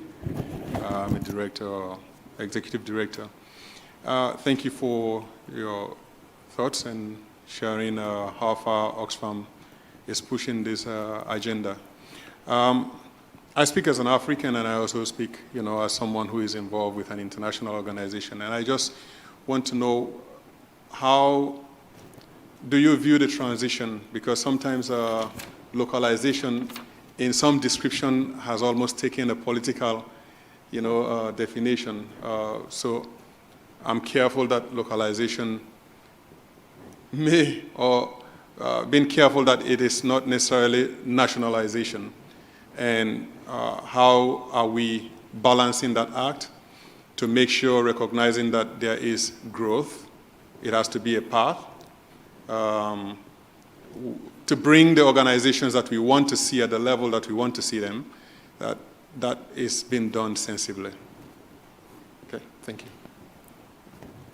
Should I respond? Yes, and then we'll do another question. No, I appreciate the question, and even the term localization, we know is, inside our organization, we tend to talk about local leadership, local humanitarian leadership, but we know that the more mainstream term is localization. And, and again, how do we unpack what it means? What does shifting and sharing and redistributing power look like? And I think it's important that we look in the world today at an ecosystem where we all matter. Global North, Global South, local, national, international. We all have a platform. We all can support each other in different ways. So I believe a way of depoliticizing is getting out of the binary either or, but how? What is our role, relevance, and impact as in Oxfam's case, as an international INGO with a confederation of affiliates from the Global North and the Global South? How do we be part of a global movement to make real positive social change? And how are we working local to global and global to local to create impact? So there is more nuance. It's a bit of the art as well as the science of how we deliver. And I hope that these conversations and getting serious about what we're measuring, debating when there's these differences of understanding or the politizations or the binary national or is part of what we can be doing together. Thank you. As you lead this, then it's very important for that advocacy aspect to also make sure that the politicians don't grab this and push it in the wrong direction. So that would be my point of Thank you. Yes. Great. Thanks. Thank you. I think I saw a question here. Great. Thank you. My name is Zinat. I'm from Japaigo. I just wanted to know, this localization discussion is always kind of a just transferring fund to the local organization, but it goes beyond that. At the same time, the way we talk sometimes global south and global north, but global south is not homogeneous. We have to remember that even within a country, there is a small grassroots voices, and there is a big NGO like BRAC. I'm from Bangladesh, so I can talk about BRAC. This is also local voice. So you need to make sure we also maintain that balance, and how Oxfam or this kind of player can play a role so that grassroots voice is also integrated. We just don't channelize fund to an organization, big fish. Yeah, thank you. Great question. It is a good question, and well, it's sort of a, first of all, I agree that that is a challenge we all face, because no one, even international NGOs are not homogeneous. Similarly, local or national organizations are not. It is this ecosystem. And when we look at the health and vibrancy and dynamism of civil society, locally legitimate, relevant, activist organizations, and what are perhaps an international or NGO like Oxfam, how are we actually supporting and empowering and protecting, and at times local voices when we need to? And so I agree that the distinction, of a label of international versus national can be misleading. And when we talk about USAID's commitment and new vision for global development, and some of how it's going to quantify and measure its targets of who counts in terms of those new funding targets of 25, 30%. We want to make sure that they are those locally based organizations, not the international organizations who have localized. And we think that's a really important part of USAID's commitment to making a real change in the sector. I think I'll take one last question over here. Hi, thank you. I'm Arbra with Girls Gotta Run. We invest in girls in Ethiopia. So to push a little more on the local partner question, can you talk a little bit about the importance and the practical challenges with finding women-led local partners? You're the first one to mention gender, I think, today, although we had many women on the panel. Thank you. Thank you for that. We at Oxfam, we try to measure not just number of partners we work with, several thousand around the world, but how many women's rights organizations we are partnering with, because we know in those statistics I gave, and it's probably at the root of your question, the 1% to 3% is actually big compared to how much money goes to women's-led, women's rights organizations. So we know that that data is real, that they're at the bottom, if you will, of how resources flow. So in our case, we're trying to be much more intentional about targets, about number of women's rights organizations. Just earlier this week, I was on a meeting with my fellow executive directors inside our Oxfam Confederation, looking and examining our data from the last year around how many partners, but with a focus on gender and women's rights organizations, and where we weren't meeting our targets and why. And so having those hard conversations, looking at the data, and a report we recently did looking in Africa, sorry, I can't remember the name of the report, we solicited the input of women's-led gender organizations and their feedback of Oxfam and CARE about how we show up as a partner. So it's really humbling and really hard to have those conversations and to hear the feedback. But I can share a link. But that's the kind of work that we really need to do to get serious and make real progress. Thank you so much, Abby. Unfortunately, we don't have time for more questions, but thank you all for your questions. It's really refreshing to see all the work that Oxfam America has been doing. It's also refreshing to see the work and the critical assessment that the sector as a whole has been making, and part of that is the language that we're using. Abby, I want to thank you so much for joining us today for this thought-provoking discussion, and more importantly, thank you for your leadership and dedication at Oxfam to advancing reforms and equity within the humanitarian sector.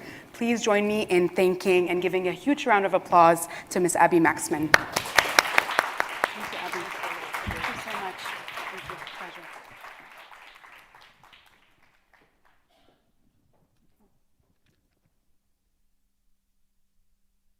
Is it working? At the start of today's conference, Juliet Parker and Sarah Charles helped us understand just how critical the gap between global humanitarian needs and what appropriate and effective humanitarian response capacities are. Throughout the day, the practical reality of what the gap means came into view as our expert panelists unpacked the way in which COVID-19, growing global insecurity, a crisis of confidence, and an intensifying climate crisis have pushed vulnerable communities and humanitarian organizations to their limits. However, the insights from today's panelists were also encouraging, as it demonstrated the way these extreme challenges have motivated new thinking and the development of new approaches.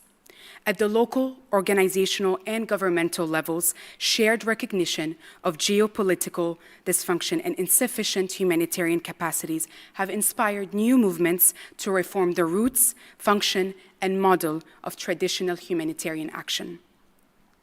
The rightful integration of discussions on the legacy of racism and colonialism into these initiatives have helped support the growing push for localized ownership, empowering communities in self-determination, and building more resilient livelihoods. We heard Marie Rose in the Haiti session say, we need to listen to community leaders. Whether ensuring female education through community-based schools in Afghanistan, investing in local innovations to address climate challenges in the DRC, or overcoming humanitarian access challenges in Syria, through strengthened multilateral coordination. Today's discussions demonstrate the potential of new approaches to support the humanitarian sector in closing the gap. As we close the conference today, I would like to thank all of our panelists, moderators, and participants whose reflection and engagement helped move the needle further in the exploration and development of solutions to the numerous challenges faced.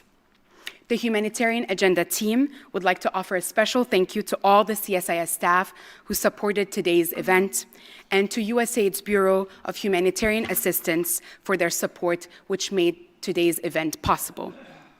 I would like to personally thank Sierra, Harim, and Jude for tremendous support ahead of today's event, as well as Jake Kurtzer and Marty Flax for inviting me and ensuring that diversity, equity, and inclusion is central to our scholarly work at CSIS.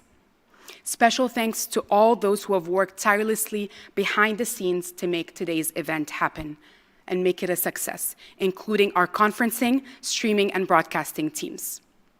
Today's series of informative dialogues reveal an encouraging consensus among thought leaders of the need to rethink humanitarianism and to create a more effective and equitable humanitarian system through the incorporation of new actors, voices, and funding mechanisms. The complexity of these challenges is far greater than just one day can solve.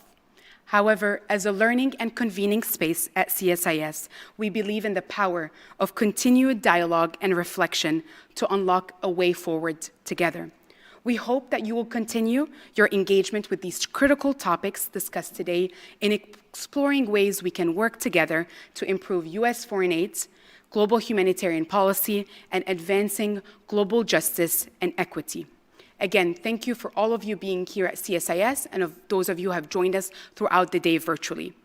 We invite you to join us right outside this room in the second floor atrium for a reception to celebrate today. Thank you all.